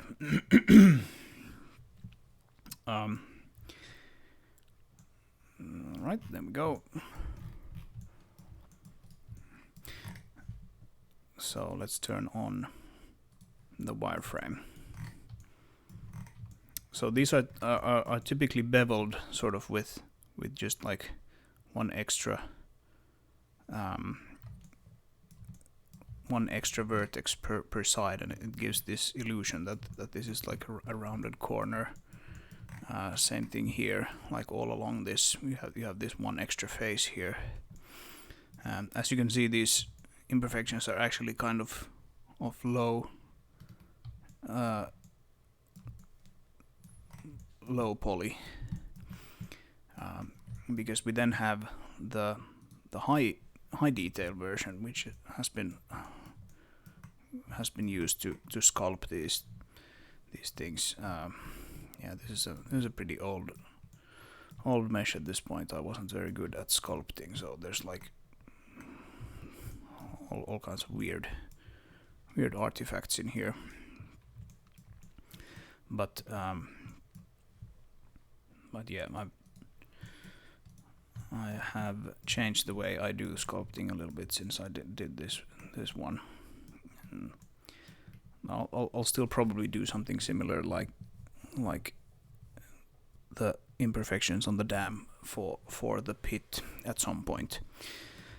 But I think for the time being, let's add these beveled edges to the top when we add the border around the pit, and that should be a pretty good starting point for getting this sort of concrete look.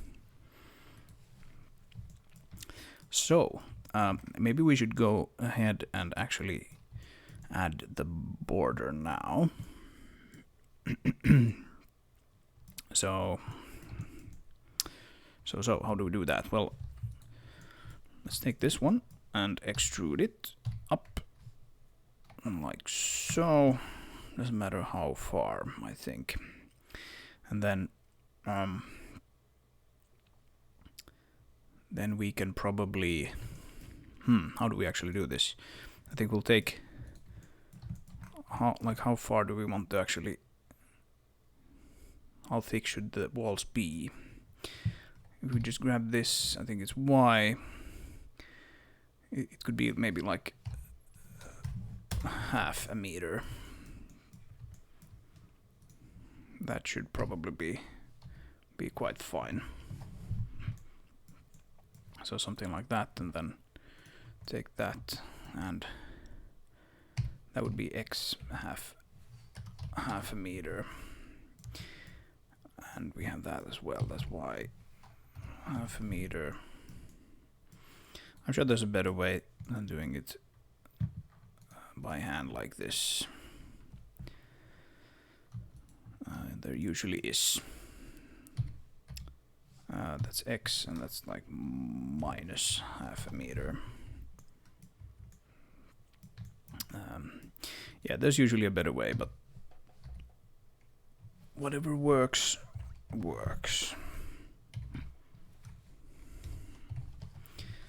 Like so.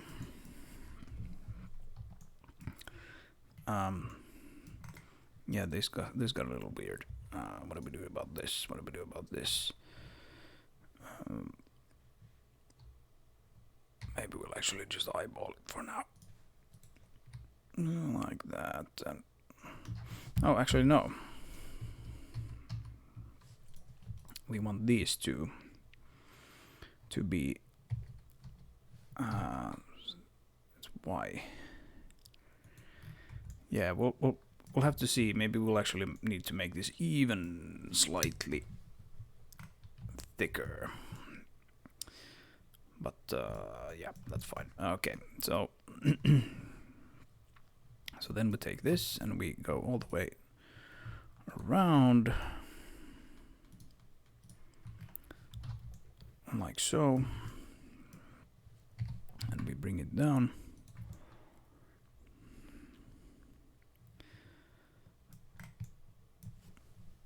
And let's isolate the view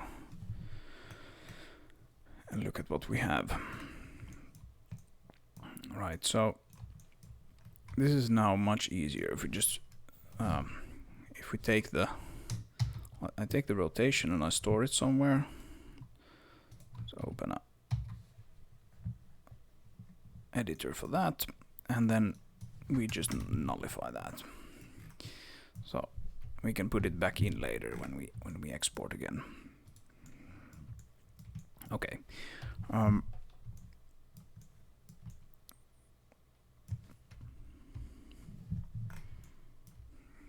Right. I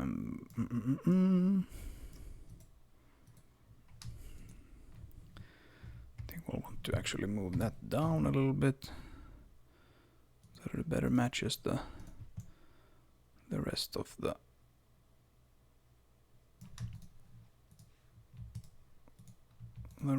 edge. Same thing goes for that, and we'll snap it to that one. I'll do the same with that. Alright, so something like that. And now if we put the rotation back in, and we just overwrite that thing. The nice thing is that it will immediately have updated here in the scene. So that's kind of nice. Like once you've done the initial sort of exporting and bringing into the scene, then it's very easy to make changes to it and update it and so on. I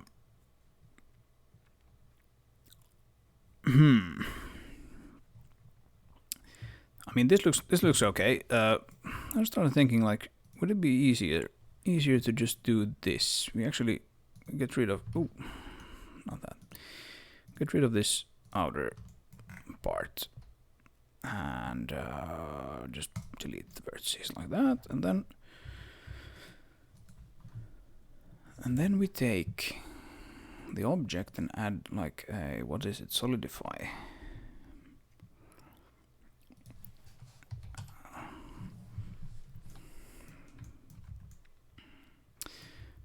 Even thickness. Yeah, this modifier sort of does the heavy lifting for us. Yeah, it's not a manifold though, so it kind of breaks down in certain areas, as you can see.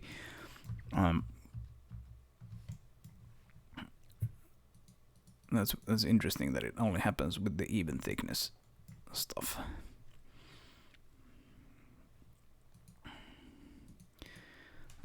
It works if we have only rim, and that's actually what we want anyway. So that's pretty good. Let's make this. Let's make it bigger. Let's make it like 1 meter and see what that looks like. I mean, the thickness is even, but the sort of vertical offset is that just goes completely crazy with this. So let's make a test. I'll I'll duplicate this object and hide the original, and then I will apply this. Oh, I need to apply it in object mode. There we go. So now we have the actual vertices here, and again I can get rid of that so that it's easier to see what we're dealing with here.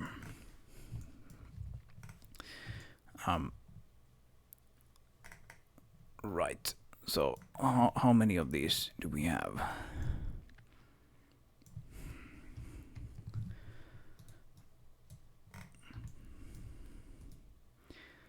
Yeah, I think we'll actually we will snap these guys to.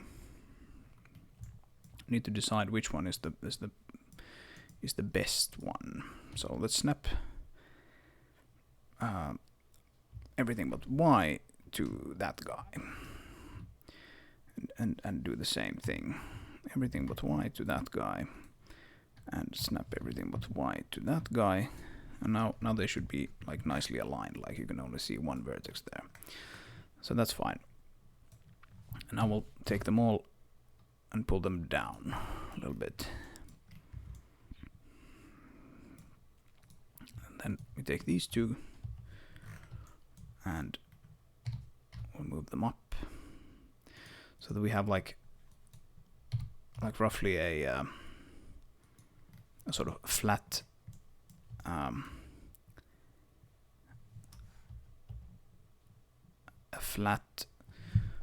outer rim on this. Actually, I don't know if we should actually move this up a little bit. And then by that logic we should probably like also move these up a little bit.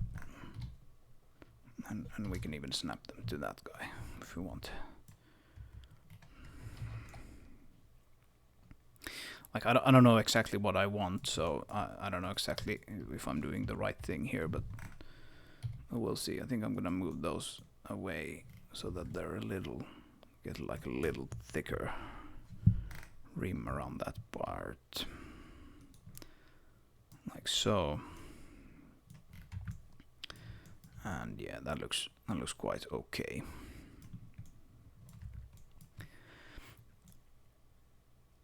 All right. What do we have here? That's interesting. All right. Yeah. Okay. So it extruded like one rim from this side and one rim from that side, and it ended up being a little weird.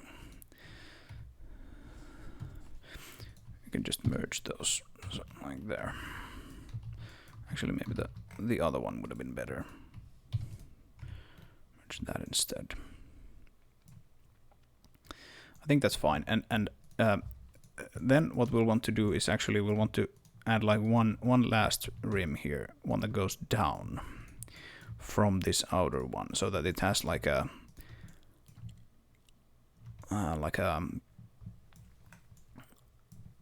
an edge that then goes. The terrain can then sort of intersect with this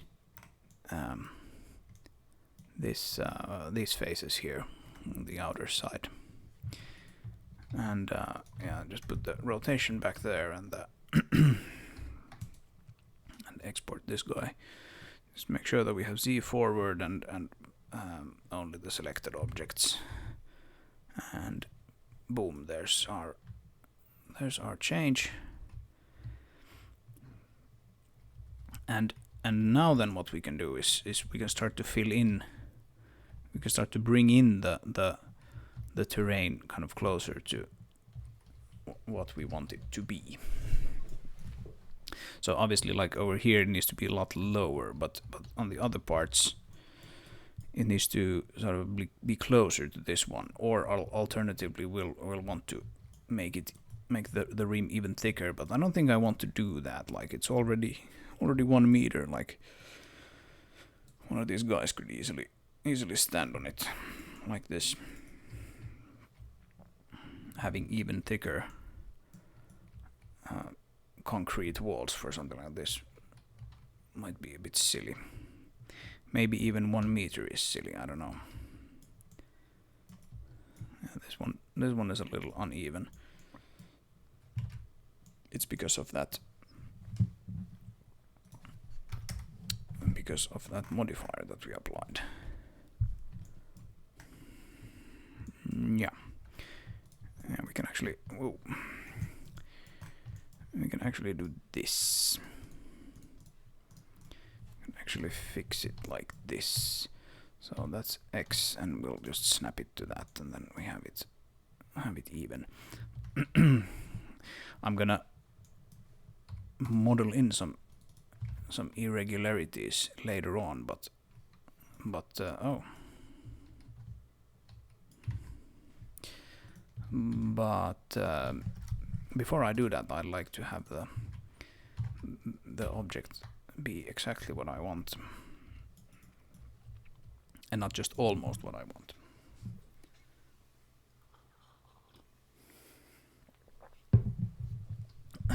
Oh, look at the guy! He's so bright that the sunlight shining on him makes him glow. He's a golden boy. Wonderful. Okay.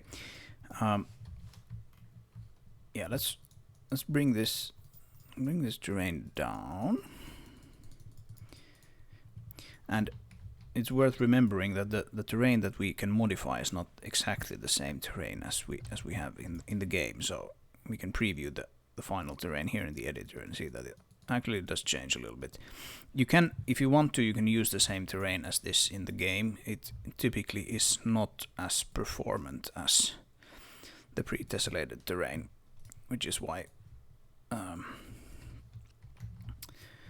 have this pre-tessellation going on. It also requires tessellation shaders, which aren't available on all graphics APIs, like Metal, for example.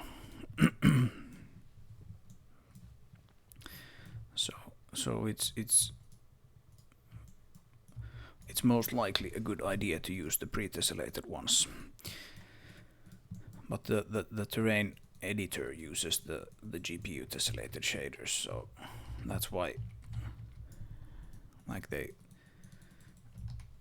I could do it, I could implement it for those, but since they work quite well in the editor, I haven't done that. You get this warning if you try to modify the terrain that you won't actually see the changes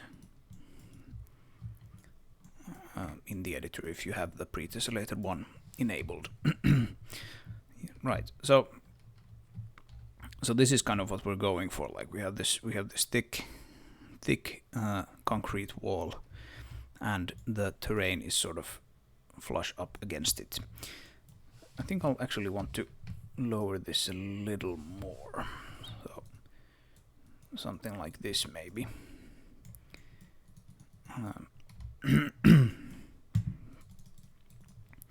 And that also allows me to, when I set up the collisions for it, if there is like a large enough visual sort of what do you call it, like a step here, then it's okay for me to make the collision, even if I make the collision like even higher, as long as there's like an obvious thing that you shouldn't drive up against.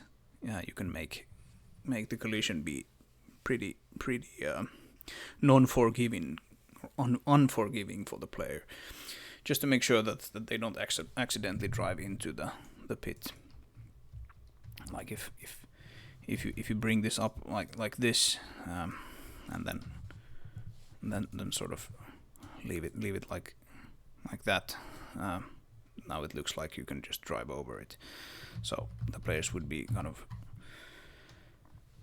might feel a little cheated if you added collision to something that looks like it is traversable.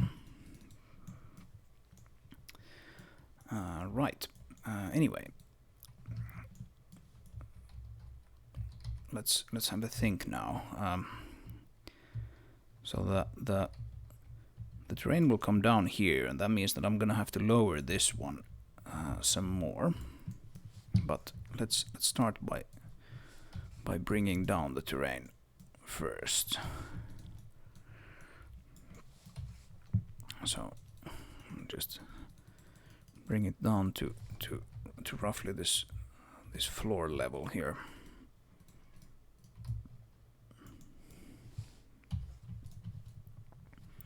Something like that.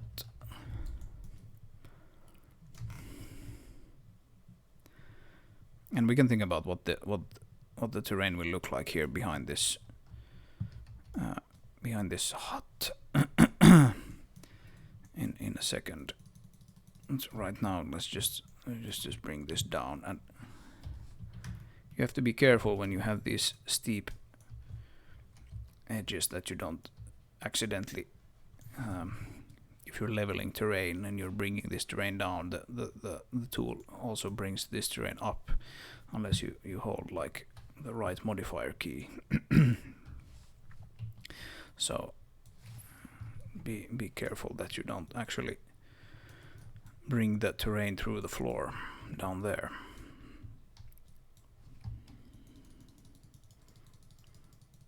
Yeah, so something like that.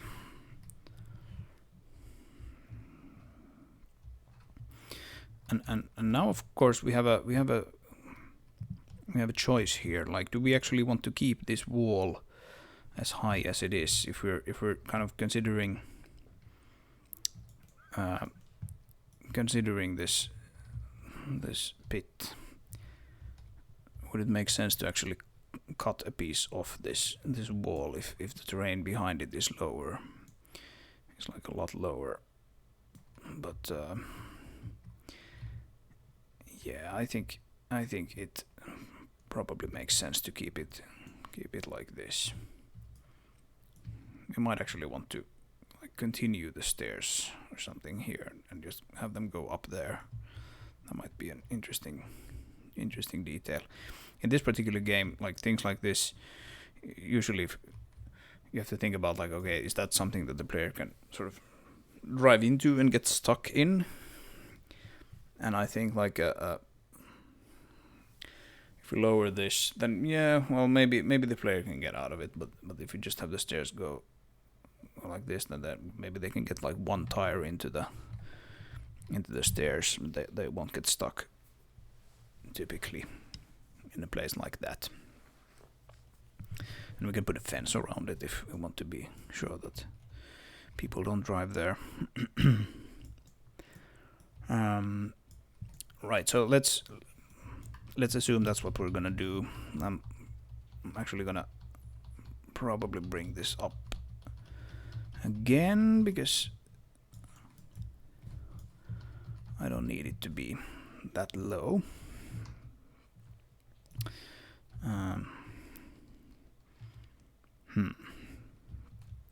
Yeah, let's do that. We can carve these tight spaces with another carver if we want to, and we probably do want to. Actually, one thing that we could do now. So let's call this pit no rims, and this would then just be pit because that's essentially our like main object now for working on this pit. Right. So let's assume we want to actually continue the stairs that way now. Can they actually... I mean, we can just move this guy forward if we want to. If we want them to like, immediately turn and go up. I don't know if that is that what we want. Is that what we want? That's probably what we want, right? We don't want to use up unnecessary level estate on something on like a silly detail like that.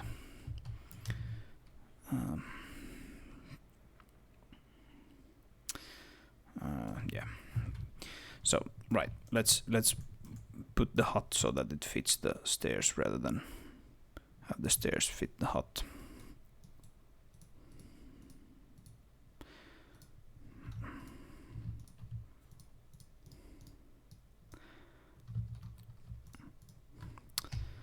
There's a better tool for this.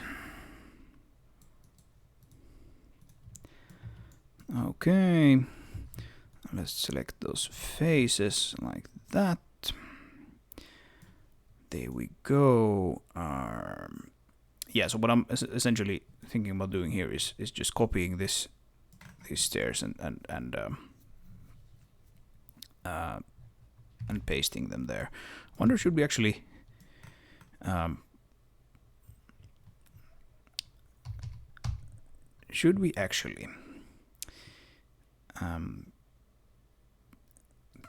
take this edge here and move the cursor to the selection, and then we'll take the 3D cursor as the transform pivot,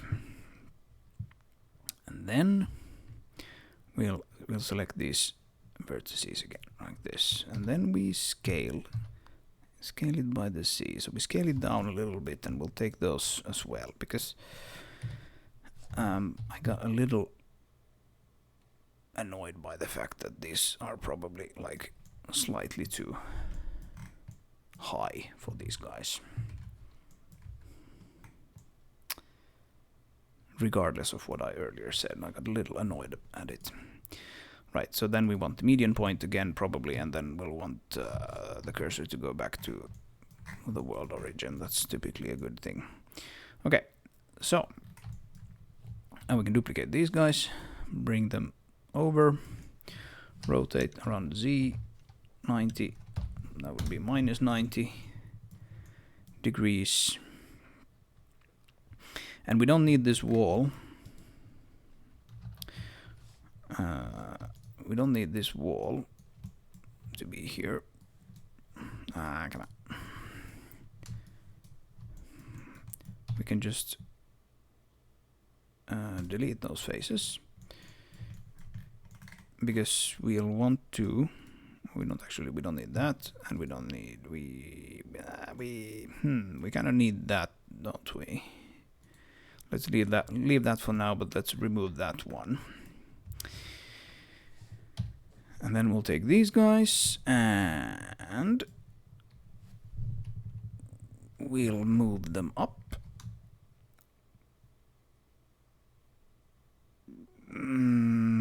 Yeah, but not.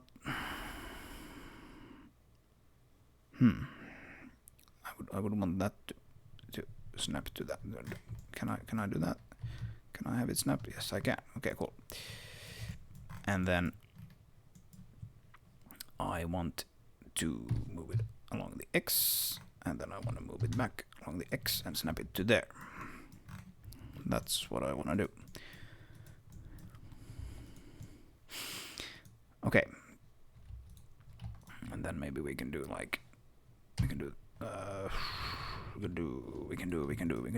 a face there, and we can subdivide that face, and then we can bring that over there, and then we can bring it over there, and that's it.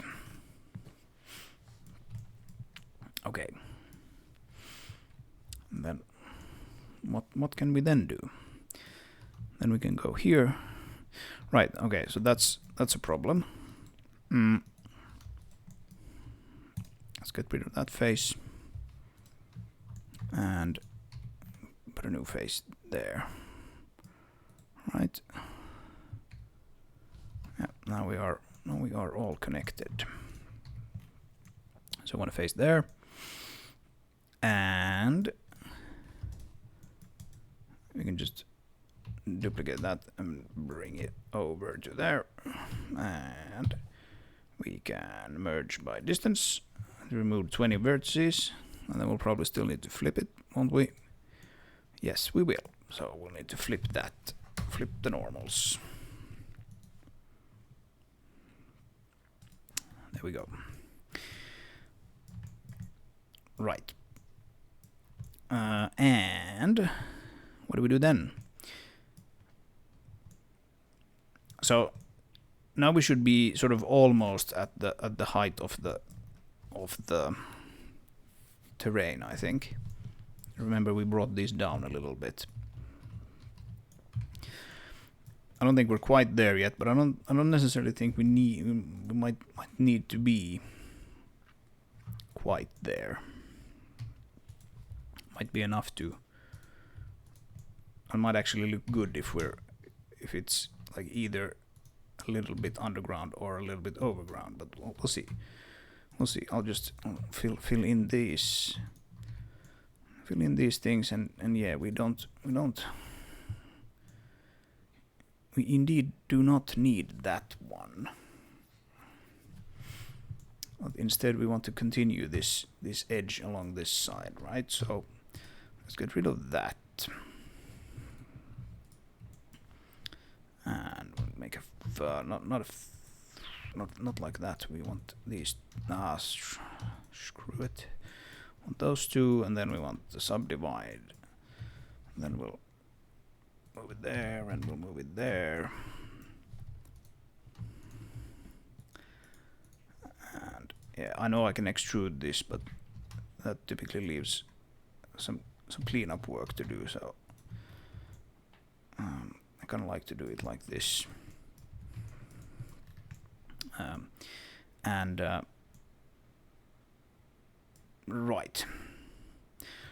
Right. Let's at this point let's see how it sort of sits in the terrain to know what we're dealing with.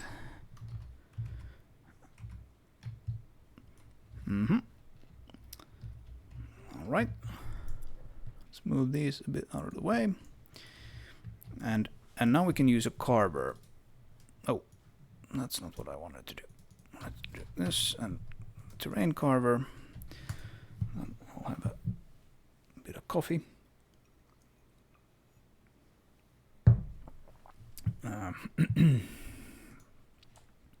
And we can actually, if we want to be real fancy, we can take the angle out of Blender, and we can paste it in there, and then we can rotate it so that it exactly matches this the pit, and then I'm just gonna eyeball the width of this now.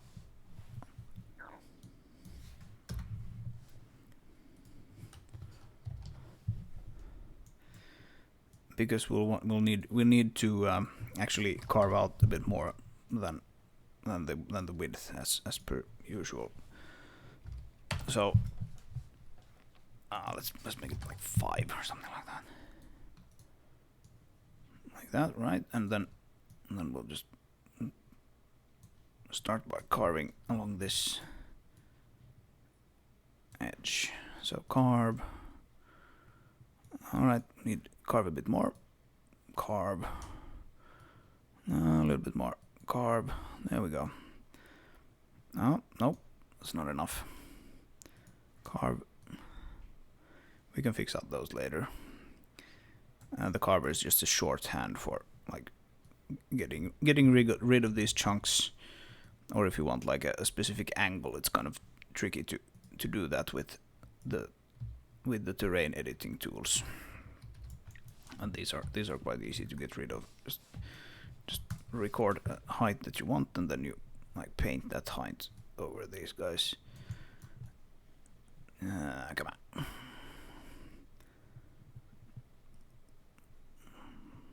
Sometimes you need to sort of paint up here to have these guys disappear, because you want to affect the correct vertices. And the vertices might be sort of showing some like interpolated values in between. This is an art in itself, using these tools. Oh, there's one still there. Let's get rid of it. Still something poking through the floor there. There we go. Okay. So that looks all right. Yeah.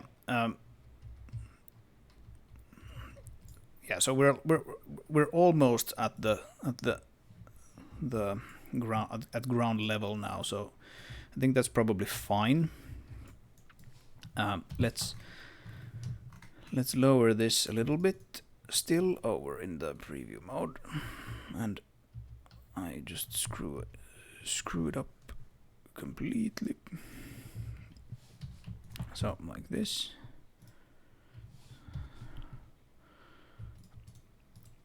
And we can level it at this level,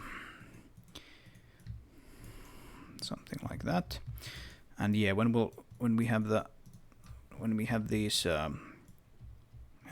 rim set up for these stairs, then we can make the terrain match exactly. Until we have that, I'm not gonna try to do that. Yeah, this looks quite good. It does go like sort of down here, so I think what we're gonna do is just gonna lift this up so that it will go straight, and then we'll like cut it off, and that'll be that. That'll be fine. So what do? We can, for example, extrude here Z to that level, and then just fill in these guys like so, and then we can extrude here along what is it, X? Yes, it's X, and then fill in that one, and we can do the same. We can do the same here, X, and that'll be half a meter. No, it was 1 meter actually. Yeah, extrude 1. There we go.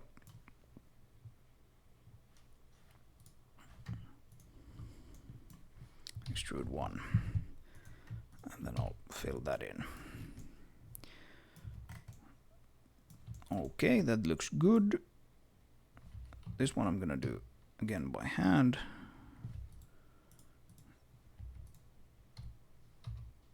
Grab Z and snap, grab X and snap.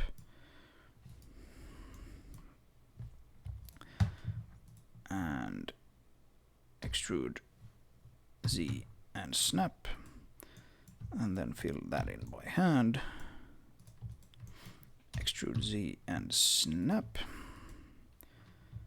and fill in by hand. There we go. That should be it. Now we just need a way to like end this, and we can just try what happens if we do this. Maybe we'll want to round it off or something a little bit. It can be a little brutal because it is a concrete pit after all. Yeah, I should really write some plugin for Blender or something that would like automatically move it to the origin and remove the rotations and whatnot. Maybe there already is one, but only for the export. Okay. Yeah, so this looks suitably World War II. I think this will fit the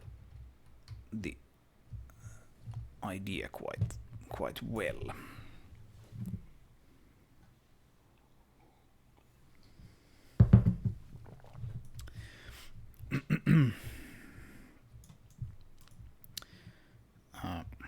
Yeah, we're sort of bending the triangles a little bit here. That's perhaps not great.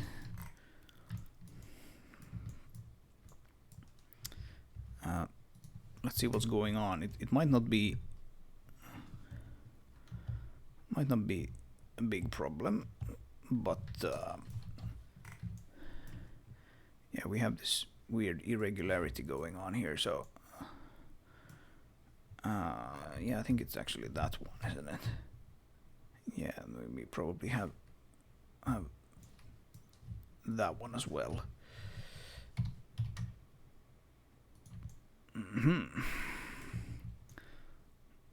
Okay.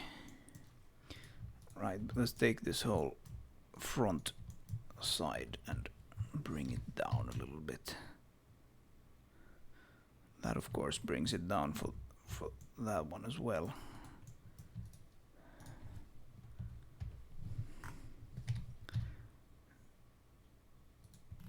Yeah. Probably just moving the problem along by doing it like this. So what I really need to do in this case is actually tessellate this a bit more. See if I can figure this out. So I'll move this along there and move this along there. And then these two guys, we snap to there, like that. And then we need to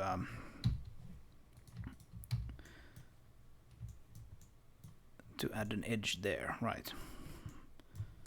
That should fix it.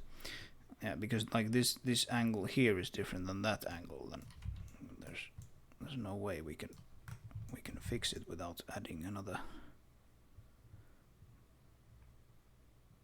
point.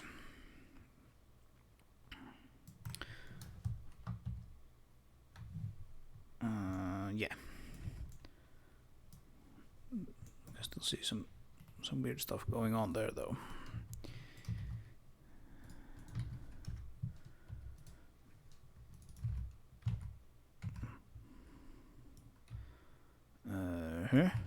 Oh,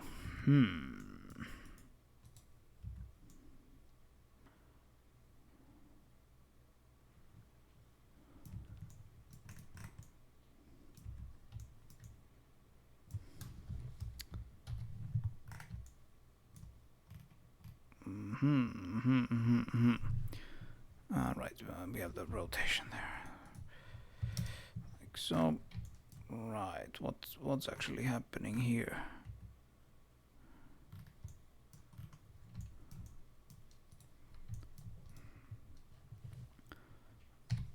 That was X, right? Yes. So not Y, snap to there.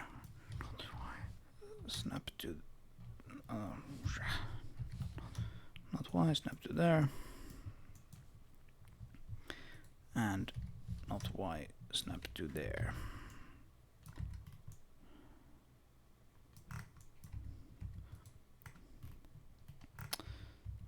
Oh, fun! I have some. Yeah, okay. There's the. Yeah, okay. That was a problem. That was the problem, wasn't it? Let's just get rid of those faces. Oh, sorry, edges. Like that and like that, right? Okay, now the lighting looks correct. Now the lighting looks correct. Okay. Right, sorry about that. It's not always obvious what the problem is, especially not to someone who uses Blender sort of sporadically. There we go. Yeah, there should be like a difference here because like we're changing the angle, but not across that one. Okay, fun. Okay, so let's fix up this terrain here now. See how we do that. We need to be careful not to actually bring the terrain too close. I wonder what the best way would be to do it. I mean, you can sort of nudge it like this, like to make a brush that's kind of small enough, and then you start raising it, or perhaps in this case rather you level it like that. The problem is that this is really not on a level anyway. Like the terrain is sloped here, and that's kind of makes it a bit trickier. So there are a few things to do here. First of all, we can probably use a terrain carver to like try to extrude these. But the other thing is the thing that I was talking about earlier, about actually making these walls a little slanted. So maybe it's time we actually did that. Let's see how far we can get with the Carver first. So I'll just add a new Carver here. I tend to just create these on demand and then throw them away when I don't need them anymore. That's a pretty easy way to go about it. So actually we can use that. We still have the angle there, so we can snap rotate it like that, and now we should have it in the same angle as the actual pit. And this one we will have to eyeball because I don't have the angle at hand.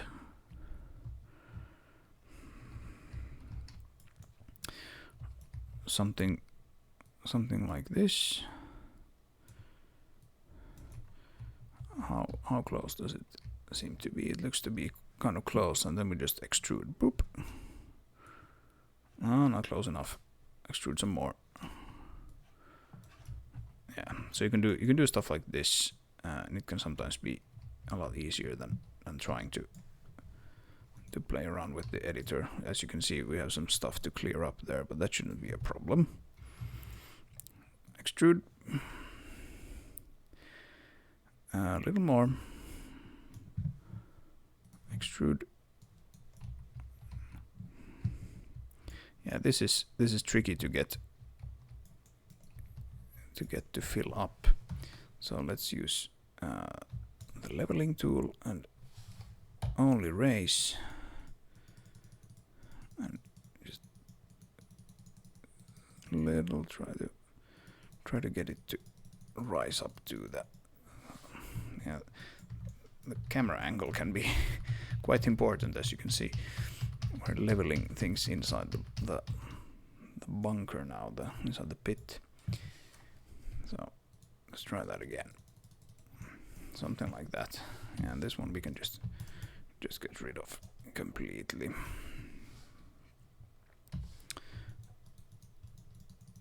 Fix up these things.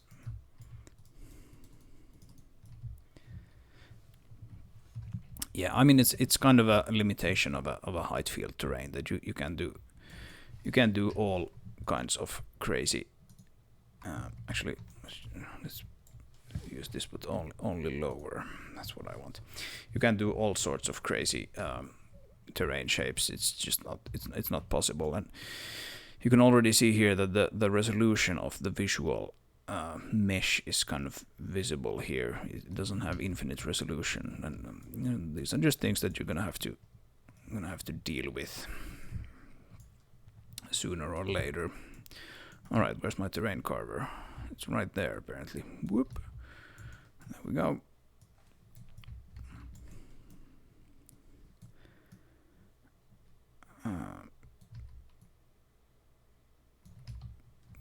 So unless I replace this height field terrain with some kind of fancy vector terrain, which I would be kind of tempted to do anyway, then I'm gonna have to live with these things. Yeah, maybe for the next game, not for this. Vector terrains are super cool. You can make all kinds of nice overhangs and whatnot with them. Overhangs are another thing that height field terrains just don't support at all. Right, this is a little wide now for doing this. That's the wrong direction. So let's do it like this, and then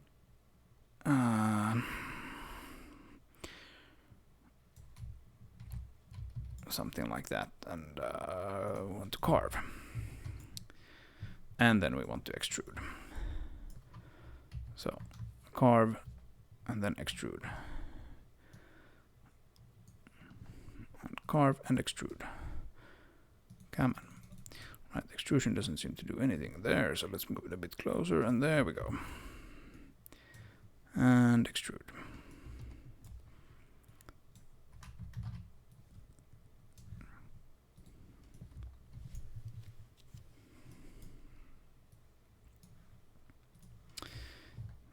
and yeah, maybe we'll put like a railing or something along this edge. Like, it makes sense from a lore perspective that they would have a railing here, and also prevents players from accidentally driving in there, or AIs for that matter. Maybe AIs in particular, they tend to be more stupid than players. Players tend to be quite smart and intentionally try to break the game if they're bored. AIs are stupid.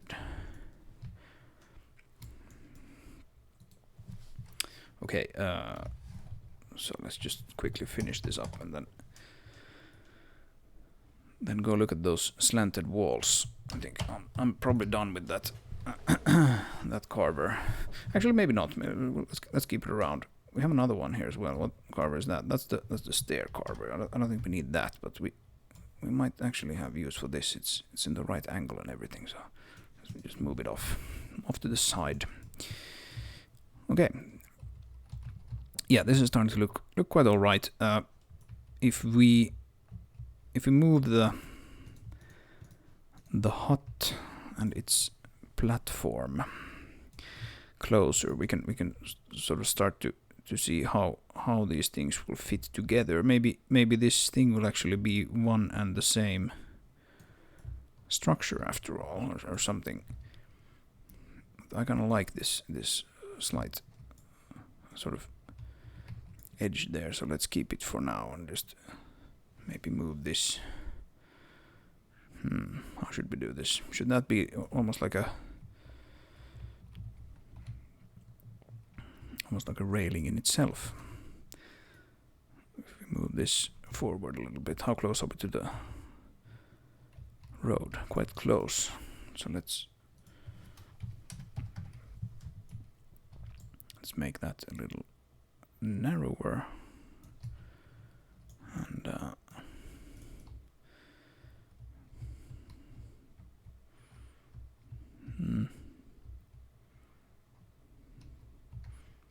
yeah, I don't know.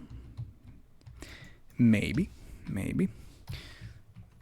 This is sort of endless experimentation when coming up with these things. Like, it's one of my favorite things to do actually in this project is just looking at like environments and going like, does this look nice? That's the first thing, and the second thing is like, does it play well? And the third thing is, does it make sense in the sort of context of the world? The thing that we're doing right now doesn't really, like, we don't need to concern ourselves whether or not it plays well or not, but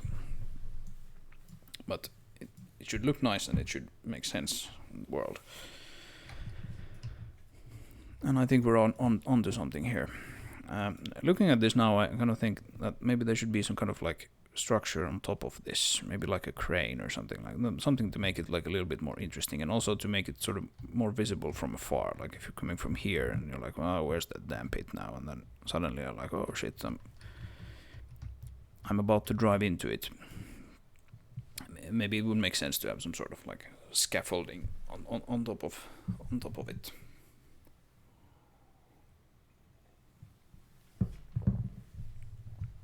But we'll see. I think we have the same issue here as we had with these ones. I need to add a point there. Oop. So let's do that.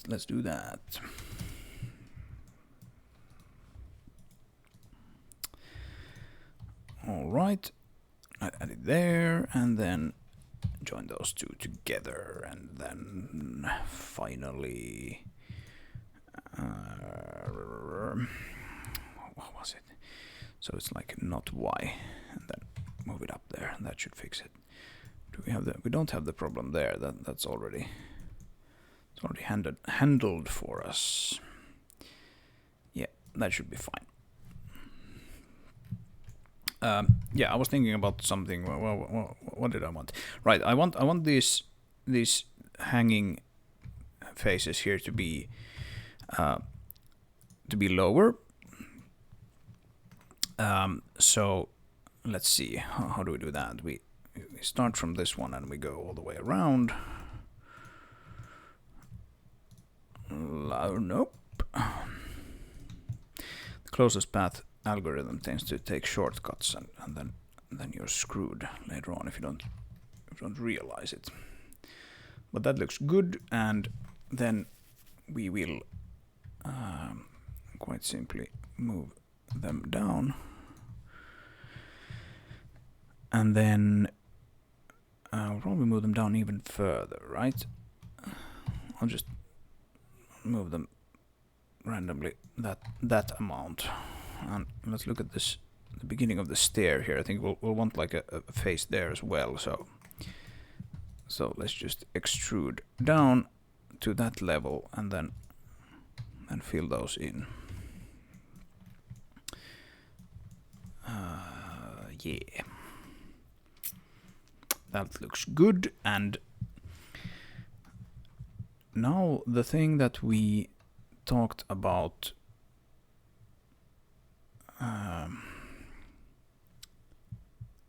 near the hydro plant, and that was about actually taking these top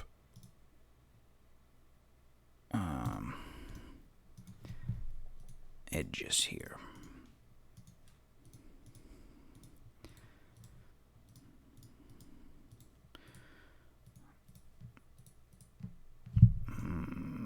We probably want that as well, yeah. And then subdividing them twice.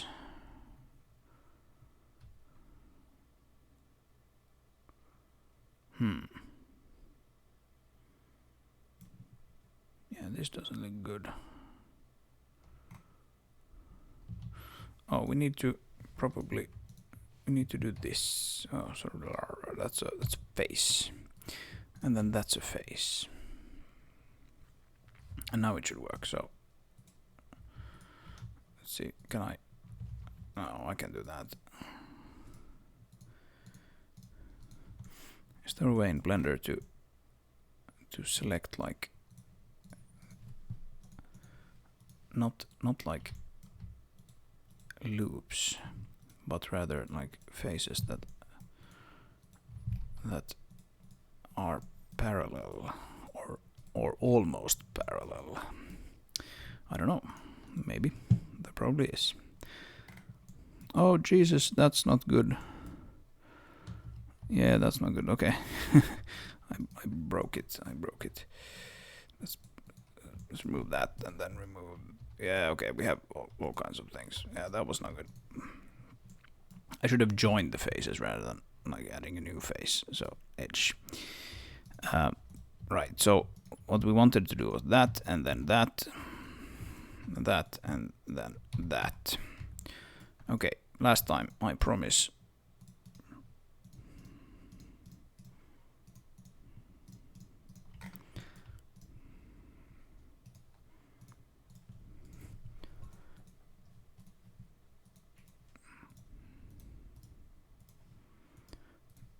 This is gonna be the one. Okay, subdivide. And 2. And probably, yeah, I don't know. Something like that, because now I think, now like the easiest way to move those out is to add like a few extra edges in the middle and then get rid of them. Again, it's sort of my hillbilly solution to this.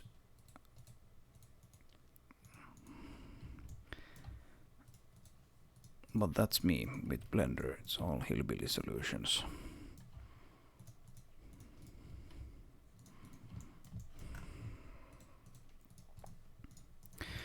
Maybe you can even scale them if you have the correct transform point set up or something. Alright, so let's dissolve the edges. And now we should be able to nicely select the middle faces.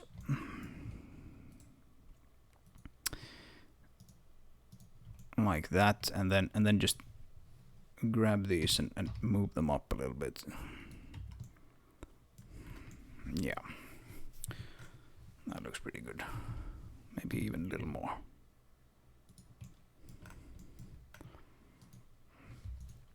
Then I think I'll join that, and I'll join that, and then I'll move these guys just a bit along the Y. A bit more. So there. How about that? Oh.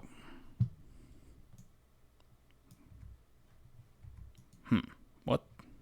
Oh. Yeah. Yeah, I need the rotation there. Yeah, that's kind of stupid. This is not normally how I work. So I make mistakes all the time. Okay. Okay. Yeah, that looks quite okay. Sculpting some damage and whatnot, irregularities to it, and it will look quite good, I think. Yeah, this is really slow now, by the way, since like some things are slow because I'm just not that experienced a modeler, but other things are slow just because I explain everything. Yeah, the bounding box doesn't update when we update the mesh. It should update if we actually just reload the backend of the editor. Yeah, now it's the correct size. And of course, it's not aligned with the object because again, the object has that rotation baked in. It's because we export it with that rotation from Blender that it actually looks like this. So that's fun. Maybe we actually fixed that right now. So let's just take that away by rotation, and then we look at the pivot of the thing, and it's right here, and that's probably okay. That's probably roughly where the... I mean, how do you determine the center of this anyway? So, yeah, let's just keep it where it is. I mean, you determine the center typically by doing some kind of average or something, but like visually, like where's the center of that visually? I don't know. Maybe it's like there. So cursor to selected, and then we bring it over to where's the 3D cursor? It's in view, and that would be X. Bring it over to like there. That would be, in other words, it would be this face, right? Cursor to selected. There it is. Yeah, that's our center. So we set the origin to the 3D cursor. There we go. Okay. That's some kind of center at least. This is not completely straight, it would seem. Oh well. That's what you get for modeling at an angle. Okay, and now we can do Alt-G and move that to the middle, and we can export, and we can export. And now it should have moved elsewhere. Now it sits at the origin of the world with no rotation.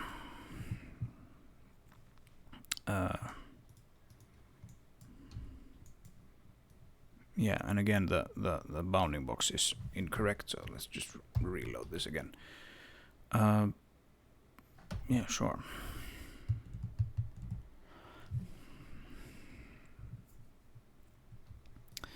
There we go. So now it actually like looks as it should. Now it looks as it should, and I think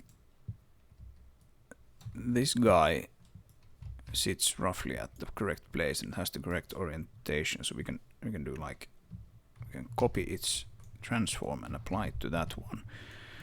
Oh, and it was 90 degrees rotated, so that's fine. And now we want the 45 rotation degree snap back. All right, it has the. Okay, so it didn't actually have the correct rotation. Never mind, never mind.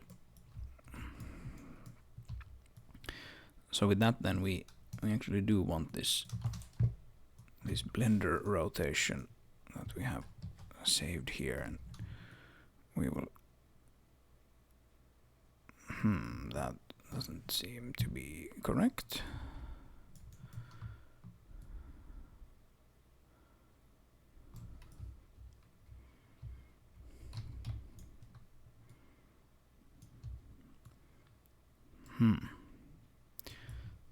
What did I do wrong? I don't know. I don't know, but I don't care. Let's just put it in place.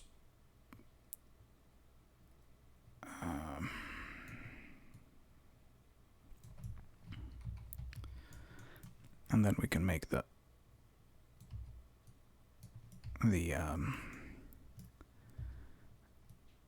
terrain look nice around it.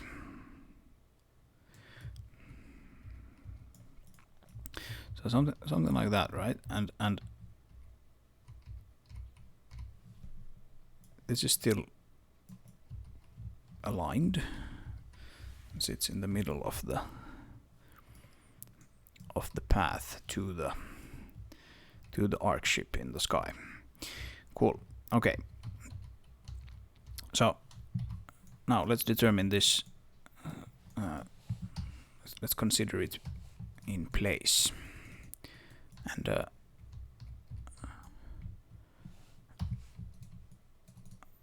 now we can start to actually fix these problems. So I don't think this staircase should have should necessarily have slanted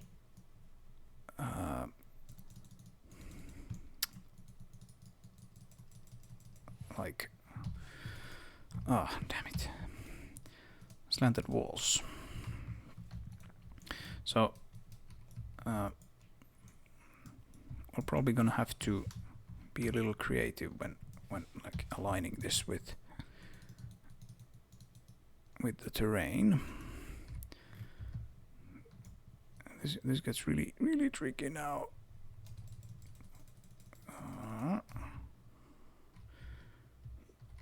Yeah, that gets really tricky now. Let's see if we can actually almost kind of mathematically have this line up with this and not poke through the floor. It may be that the texture resolution of the height field is not good enough. I would want it to be roughly at this height, I think.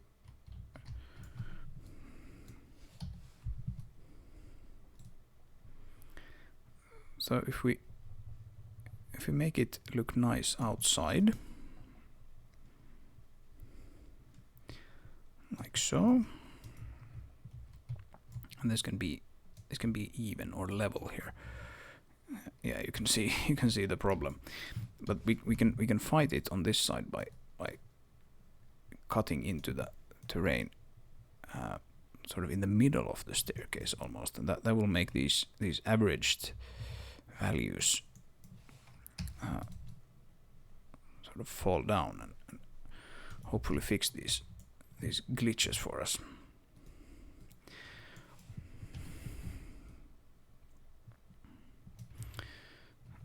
Yeah, it does actually seem to work. So that's fine. We might be able to do the same there, but I don't think we need to, because I want to add those slanted walls there. So let's just make sure we still have some glitches here with the pre-tessellated terrain. So let's get rid of those. trying to not cut any. Yeah, like you can see, I already messed it up there a little bit with that. Yeah, let's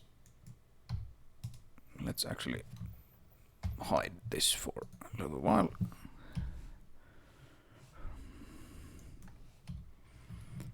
And we can get rid of these things, I think, without making them show on the outside. There's still some, just a tiny amount of poking through. Yeah, the problem here is that, like, you can't actually see the tool because it's hidden behind the mesh. So it's a bit of a crapshoot. Oh, getting there. That should do it. Well, like a few pixels more.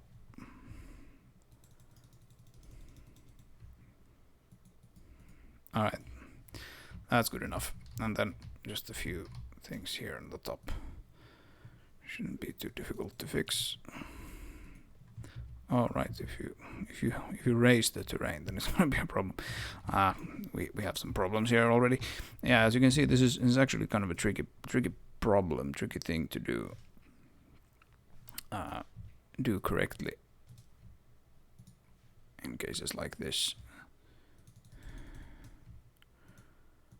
All right, so now we're rid of that, and yeah, this actually looks better in the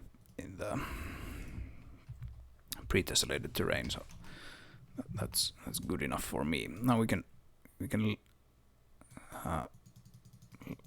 smooth this out a little bit.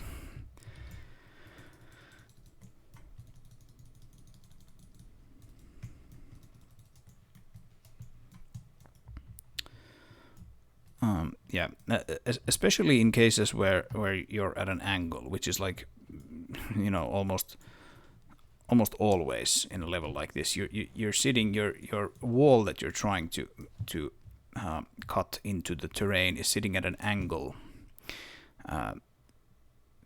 relative to the height map. You know, the height map sort of direction is roughly this. I mean, it's the same as the world axis, which is this thing here when you add a new object with no rotation. And you can typically get these things to look quite good if you're trying to cut into the terrain at like no rotation. So if you add this guy here, making, well, 10 was a bit much, 3 maybe, and then just cut into the terrain, then you get these like smooth walls here, right? But then if you do like just a little bit, and then you carve, and now you're fucked. So yeah, it's not an easy thing to do, but I think we got it looking pretty good. Here's something like just a little tiny amount of something that I'm sure we can fix if we want to. They actually disappear when you use the pre-tessellated terrain. Let's just save and like just bring them up like, oh, that's a bit too much.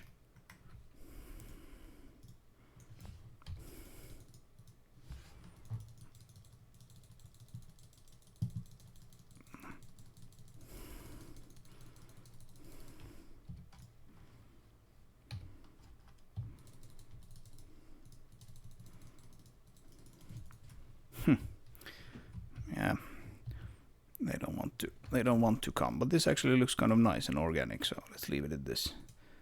That's awesome. That is awesome. Okay. So now let's just look at this entrance here. Bring it up a little bit and probably level it at that height or something.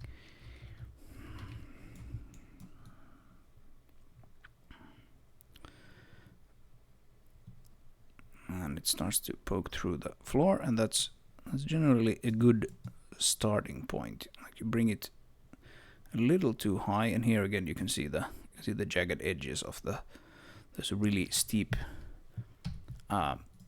drop right here, probably because you can see these things, and then you just smooth it out a little bit, and it gets good.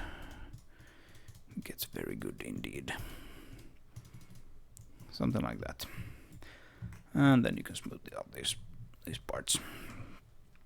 Obviously I don't know how this hut and this platform here is gonna sit, but I actually now have sort of half a mind to move it away a little bit so that it's kind of sitting next to this boom barrier here. I think that might actually make more sense, considering it's kind of supposed to guard who's entering this whole complex, because like this whole this whole thing sort of belongs to this research station here, and this is essentially like the entrance to the whole complex. So yeah, it makes sense that they would have like a almost like a guard house here.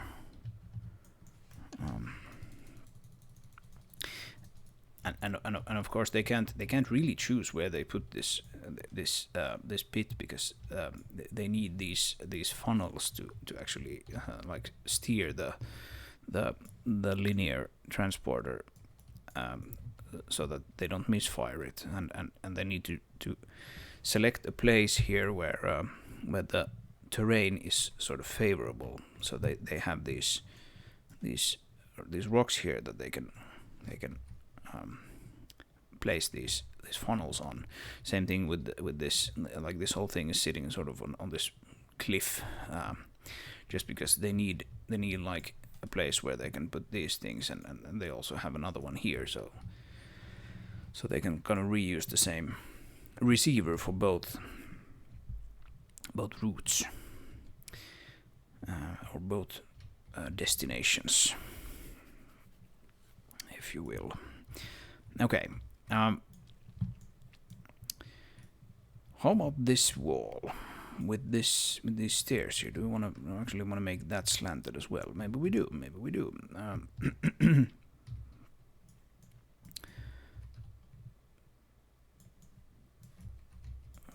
I'm just gonna have to conjure it up in Blender somehow.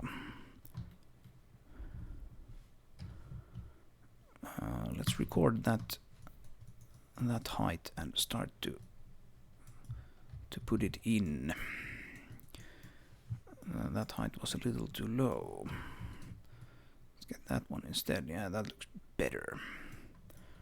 Okay, so let's be careful now to not introduce any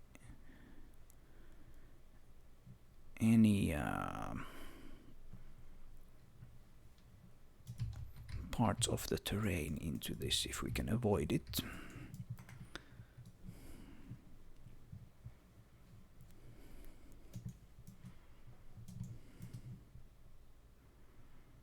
Like you can see the influence of the tool coming through them is generally that you're about to be screwed over by the height field again.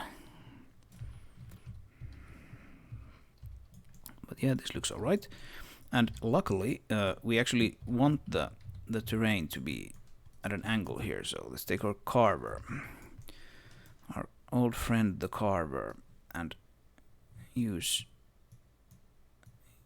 them to carve away some of the terrain here. Here we go.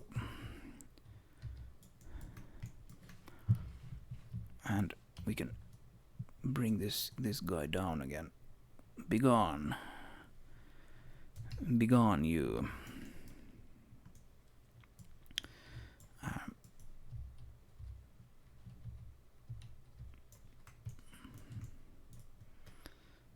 And yeah, there's like a really steep, like you could almost cut your finger on that edge. It's like the steepest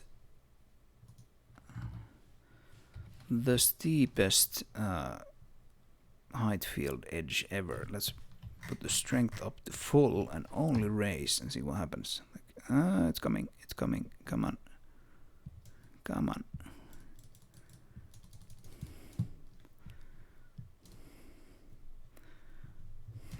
We've probably brought a whole lot of dirt into our bunker, yeah. Yeah. Strength at full is typically a bad idea with terrain tools. Okay.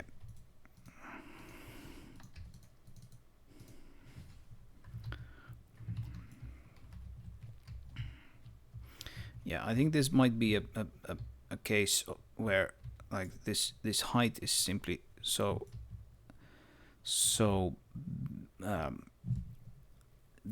large that we can't just like mathematically necessarily get this to look good and not poke through. So we might have to actually consider ourselves defeated here.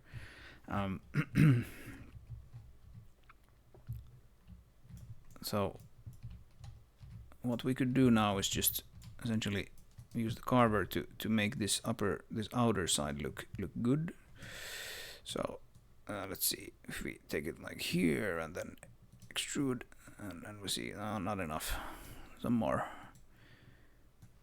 Yep. All right, almost there. We don't want it to poke completely through the wall, but yeah, that looks all right. We can still smoothen it a little bit, and that gives us this wall here, and then that one we will fix by using the slanted walls, and that's what it's going to look like in the game. So this is just simply a fact of the height map resolution just poking through. Okay, and then we'll do the same thing for the other side. I think we had the preview still on, so let's get rid of that. And yeah, extrude. All right, a little more. Extrude. Just a tiny amount more. That was not a tiny amount. That wasn't either, but it may be that it's required. Yeah, that looks good at least on the other side. So let's keep it like that. And yeah, again, we're reaching the limitations of the height map here. Okay, what about these? What about these guys? These sides?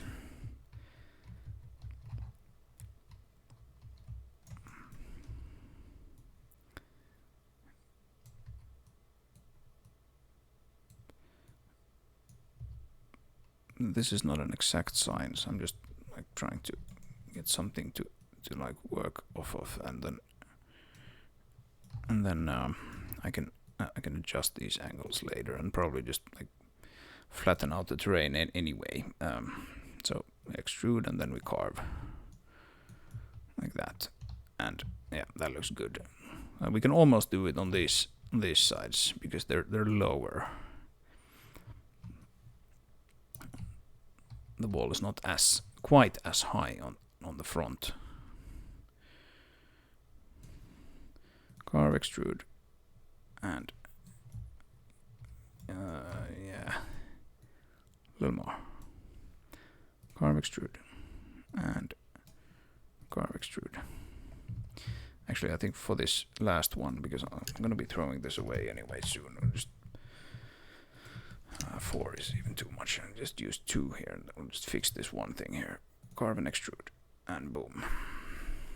Come on.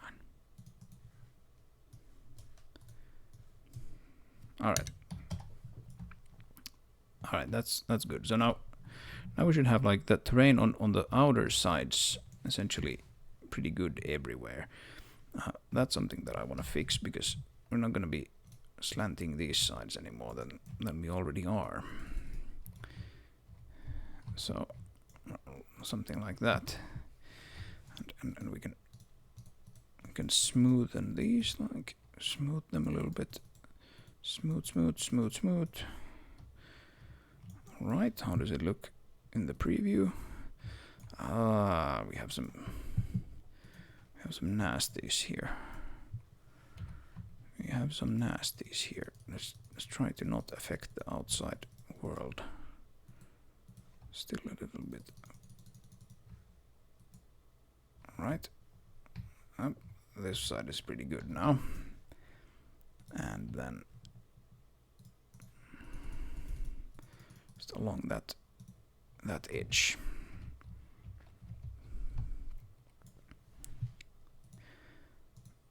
Oh.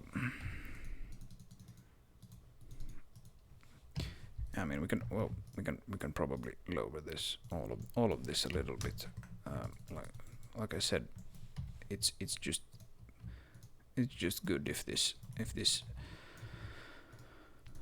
sort of threshold here is a little higher on the roadside. That's just a good thing.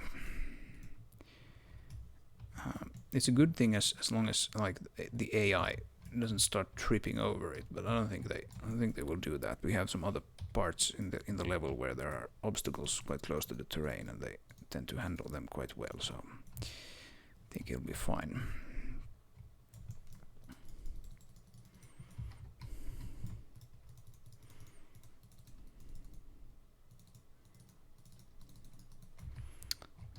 Here's a weird hole. It's probably because there's like a really deep hole here on that side, and that's why when you smooth them out, you average them, so it sort of starts to pull it down into the hole a little bit, and that can be sometimes tricky to fight if you don't want that to be visible. It's not that hole though. It is something else. It is something else.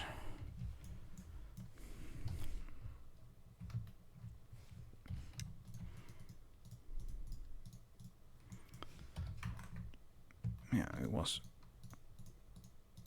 officially something else.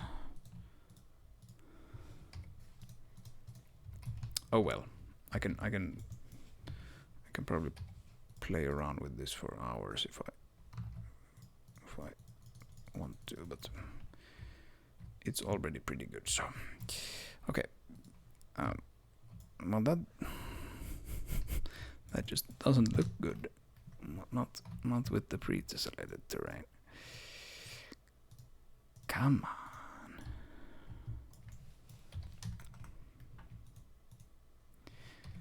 You have to know when to stop fighting. And now I feel like I should still keep fighting.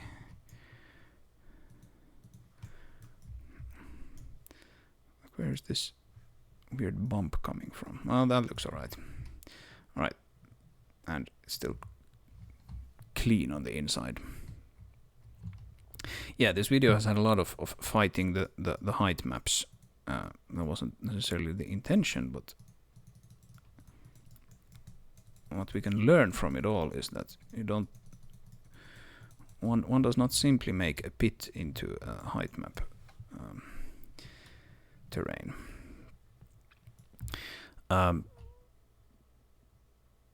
Although now that I think about it, I can actually probably cut a hole into the terrain here.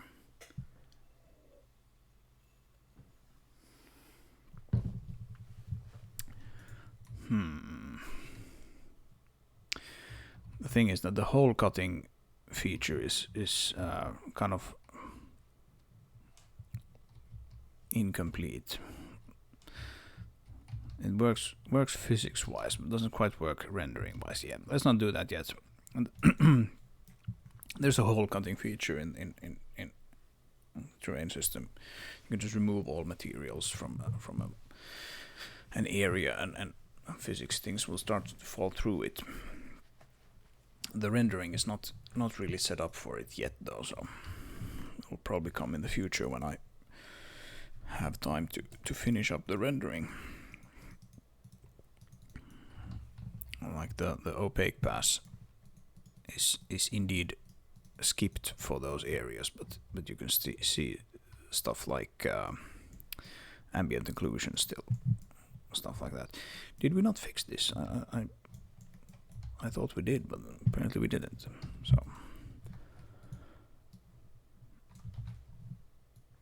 oh, we have it there already. Okay then.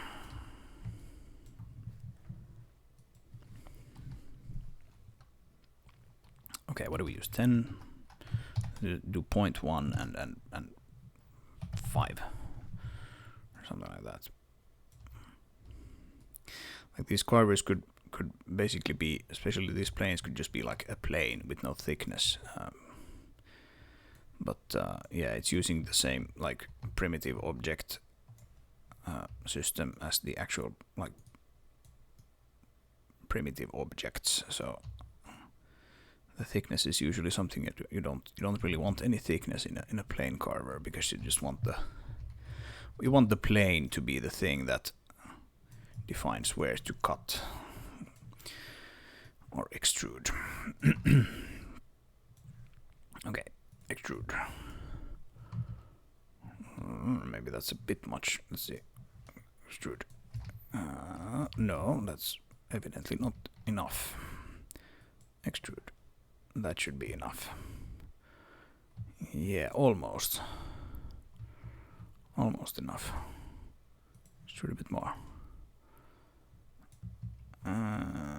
Yeah, this is probably the highest wall in the whole pit, right? So I think we might just have to deal with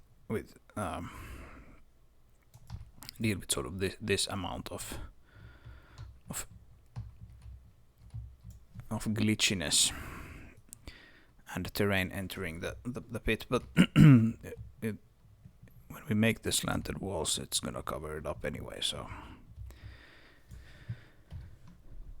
it's just unfortunate that we have to do it, even though in this case we actually want to do it.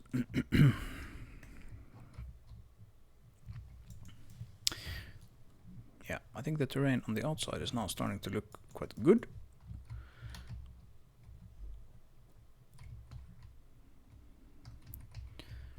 Looks like an honest-to-God pit.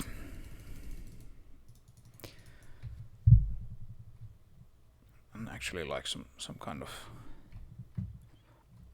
World War II bunker. But that was kind of the idea, so good. Good. Yeah, I think maybe we'll want to put like rails on all sides except here in the front. We can't have that there, because that's where the beam is exiting and entering, and this guy can still quite easily drive into it. So I don't know. Maybe they have when they deactivated this thing and like removed the receiver and everything, maybe they just put up like a rail here that says like not in use, blah blah blah, whatever. Or maybe you can drive into it and get stuck and get annoyed at the game for being broken. That's completely possible too. Okay, slanted walls. How do we do this now? This would be easy if not for the stairs for these guys, right? It shouldn't be terribly difficult either way. So,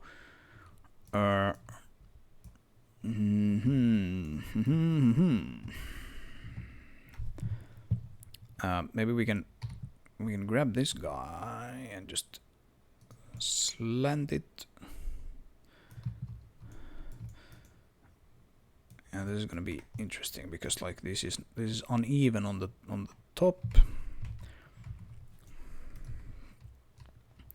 So we're gonna be sort of stretching the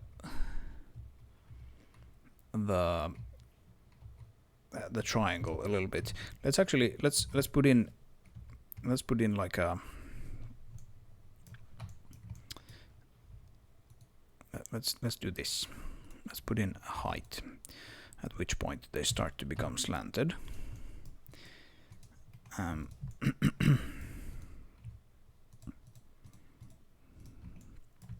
We want it there, and we want it there, and we want it there, and there, and there, and there, and also there.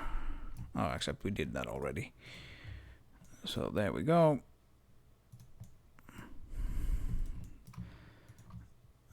Actually, yeah, let's do these first and move them up to that. We can join that together. Then we'll do these. Oh, come on. We'll do these and move them up to there and join that to that. And then we'll move that one actually down.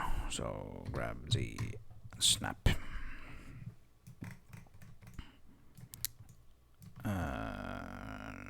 What?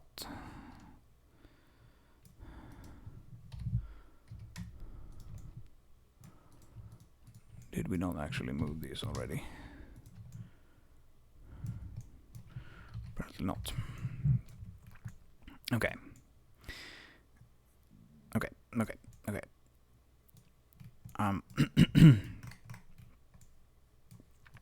So now we can take this guy and we can look at the thing from the front, and we can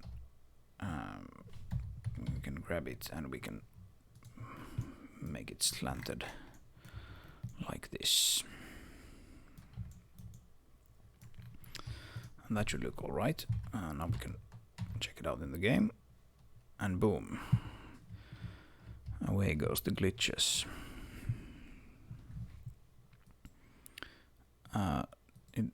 It doesn't.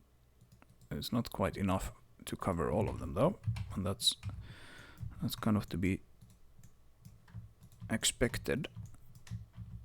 So we'll just actually move these up a little bit.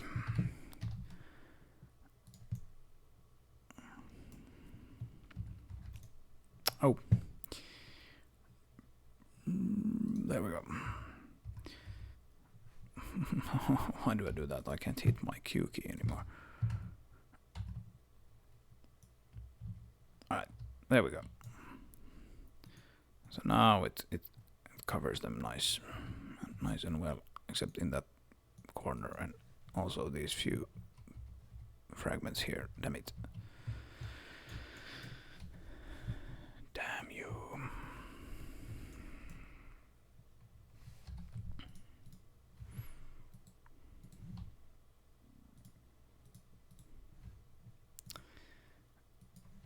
Almost there. Still haven't broken it on the outside, so that's good. Yep. All right, that'll be enough. So okay, we have one side done. We have the easiest side done.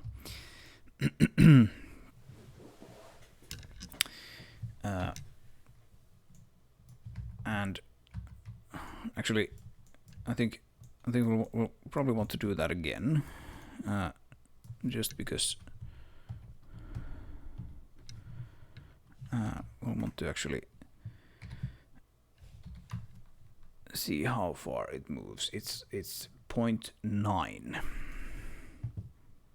So y 0.9, that would be minus.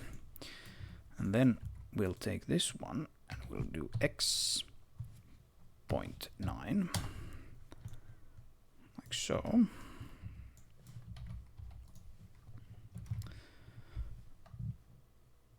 And boom, we have another one of the easiest done. Okay, cool. And now we can actually just get rid of some of these. Might want to get rid of all of them, but just these for the time being. And y, no, x 0.9 plus, like so. And now we need to do something about this guy.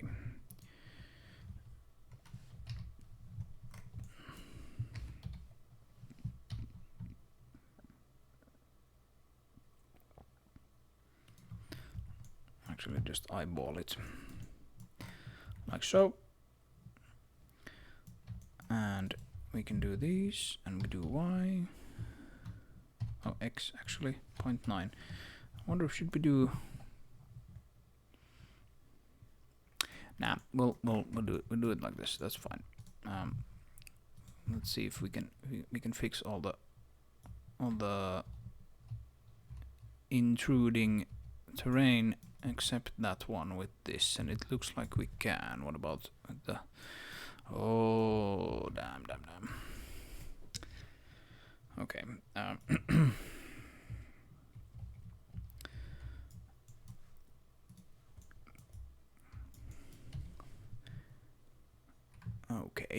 Okay.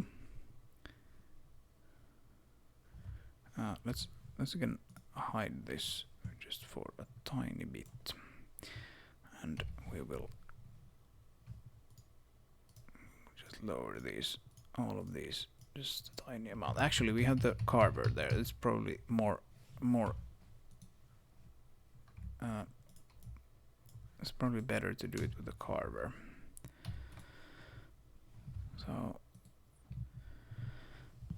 So that's our problem. And with the Carver, we carve. All right, so not enough. Let's move it in world space instead. Carve. Still not enough. More, a little downwards. Carve. No, not extrude. Just carve. Ah, come on. Carve. Okay, so the problem is not actually that. It is somehow that we have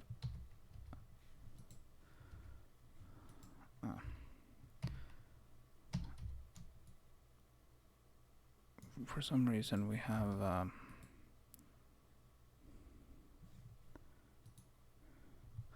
those actually poke through the whole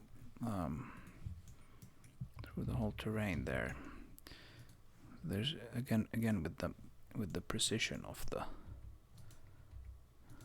come on, there we go, carve. Yeah, it doesn't actually work, and the reason is that the problem is probably down here. And so if we start to actually, oh, the preview again here. Like if we start to lower these guys here, they should go away.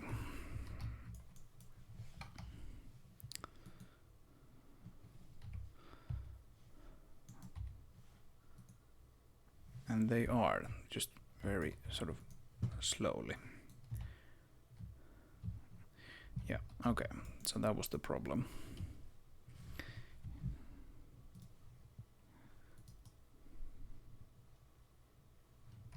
It's like that, and then still not enough.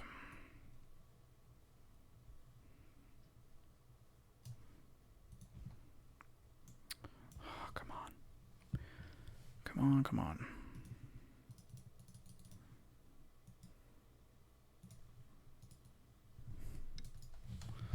I just wanted to make sure that it actually does work, but yes, it does seem to work.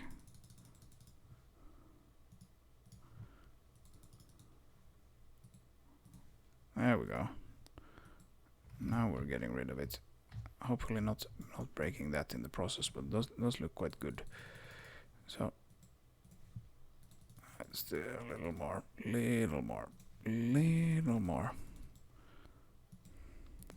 Oh man, yeah, this is not really good content. Sorry about that. Although it is game development, so I'm not sorry about that.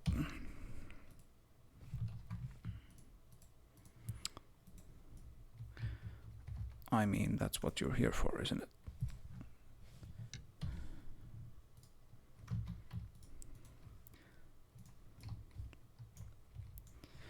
Okay.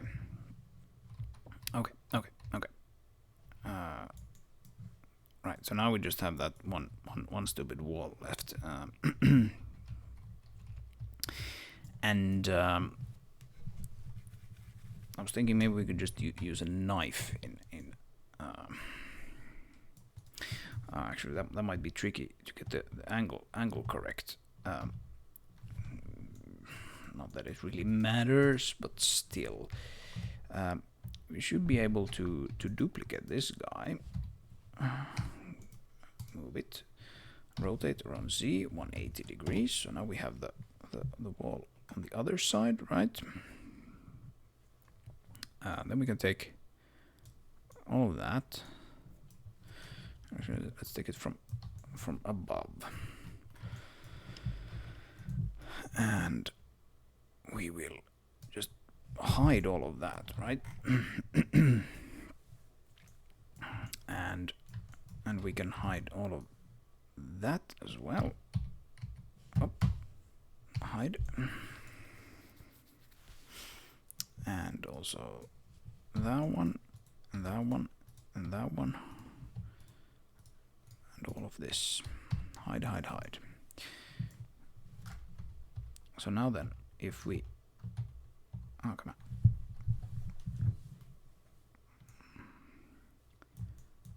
Yeah, okay. If we take this, and then we... Oh, shit. What am I doing? Grab Y. And move it here. That is essentially the angle that we should cut it at, right? So first of all, does that look sensible?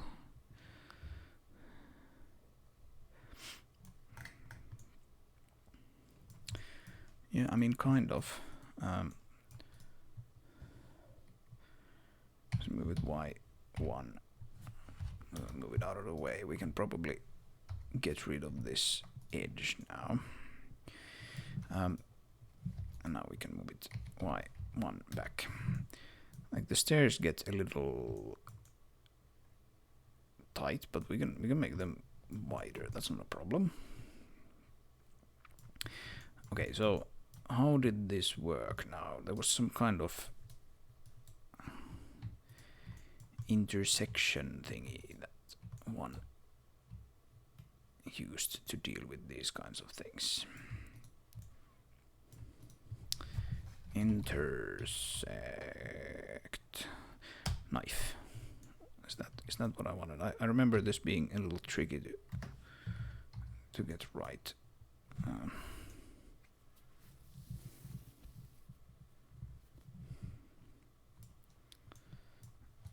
Apparently not how you're supposed to use it.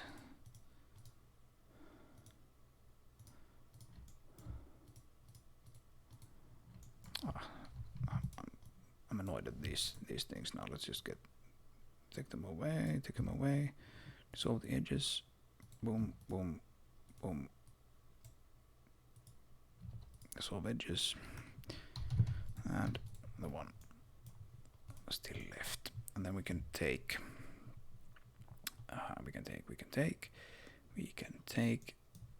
this one and grab it X and X. And we extrude it that way, and we extrude these that way. Right, and now then, so we want to cut that face, and not that face, but these faces. Actually, just hide that one. Can I please do that now? It takes a shortcut. I'm gonna have to actually select all of that, and then probably maybe deselect that one. I don't know. Okay, so let's try to cut it now.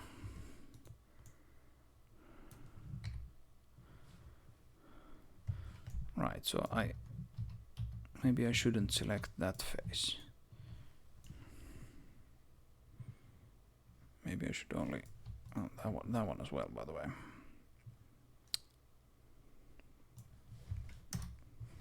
Okay, that looks better. Yep. Yes. Okay, now it worked. So let's get rid of that face and that face, and also all of these faces. There we go. Yeah. There we go. Yeah, I think we actually probably want that one, don't I? I don't want that though. Edge, just delete that edge, but actually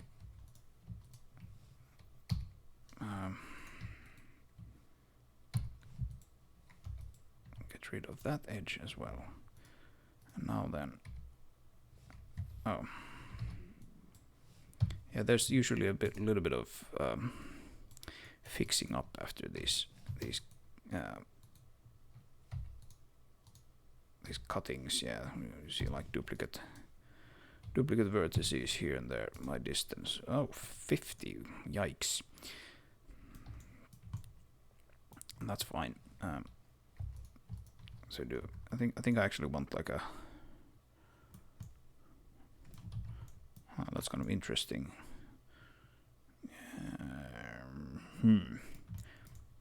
Yeah, maybe I don't actually want that.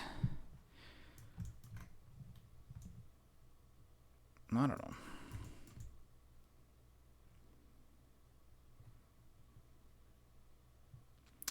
Yeah, how should this actually even go? Like, there's a slanted, but this one is straight. Yeah, I think let's unhide everything. I'll add a point there, and then I'll add a point here. Move it up to that point. This face, come on, that face we don't actually want, and we don't want that edge either. So what we do want is this, and then we can add a face there, and we can add a face here and one there. And yeah, it makes it like a weird slanted wall as we know, and we knew it would, which means that these stairs will get more narrow towards the bottom. It's not necessarily a problem. It does look a little strange. So what do we do about that then?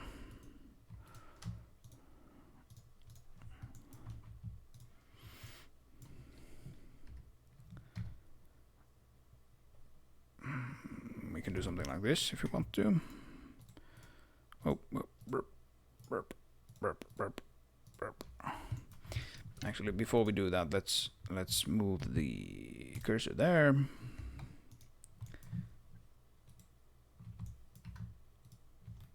Like so, and then we set the transform to the cursor, and then now we can rotate it. So we can make the stairs sort of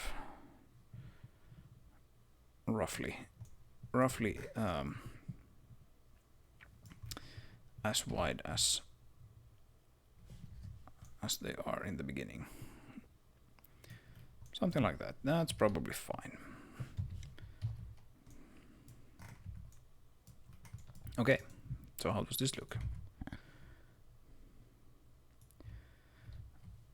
No.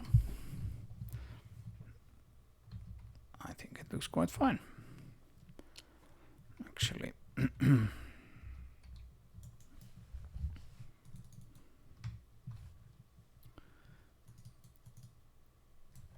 Yeah, these weird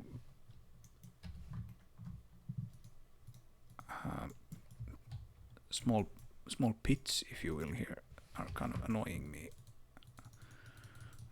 Don't really know where they're coming from. And that's what annoys me, not that they're there per se.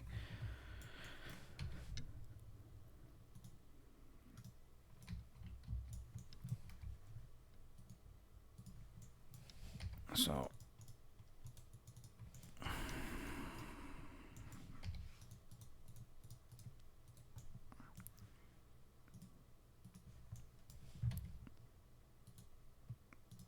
yeah, it's a little strange. Although not really. I mean, we've had these same issues with all of these edges. Yeah, I think this looks good. This looks quite all right. One thing we should do is now that we have essentially like manually beveled these edges, we should probably do the same with these ones as well. Well, yeah, it gets a little strange, perhaps. Gets a little strange. I'm gonna have to think about how I want this to work.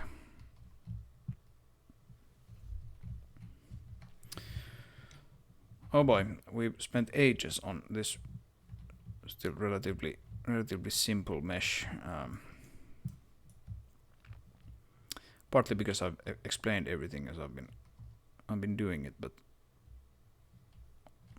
also because we've been fighting the height map terrain quite a bit. So that's fun.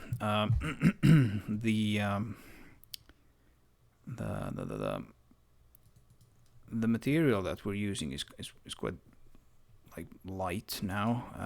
There was this dark gray, which might actually be a bit sort of closer to what this one is actually going to end up looking like in the end. So unfortunately, blueprints don't auto-update. We're gonna have to reload the back end again. Like so. And yeah, that probably is a little closer to what the final material, but that might actually be a little too dark, but the other one was almost like blindingly bright. yeah, I've been going at this for hours now. Maybe I should actually call it a day.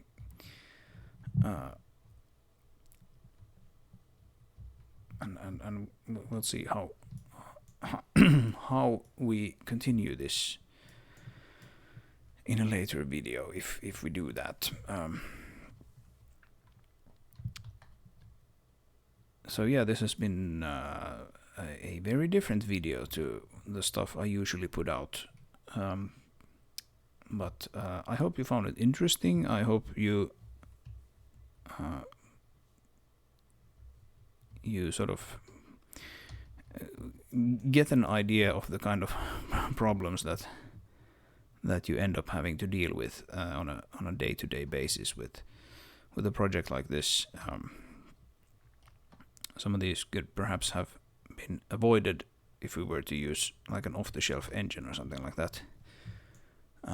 But that's not really my style. I want to do this with my own tools and find the things that are difficult and nasty to do with my tools, and then improve those tools so that they are a bit nicer. I enjoy doing that kind of work a lot, and I hope this has been interesting regardless of whether or not you find working with your own tools fun or not. So anyway, leave a like if you like the video, leave a dislike if you dislike the video, and leave a comment. Those are always fun to read. So I'll see you in the next part. Thanks and bye.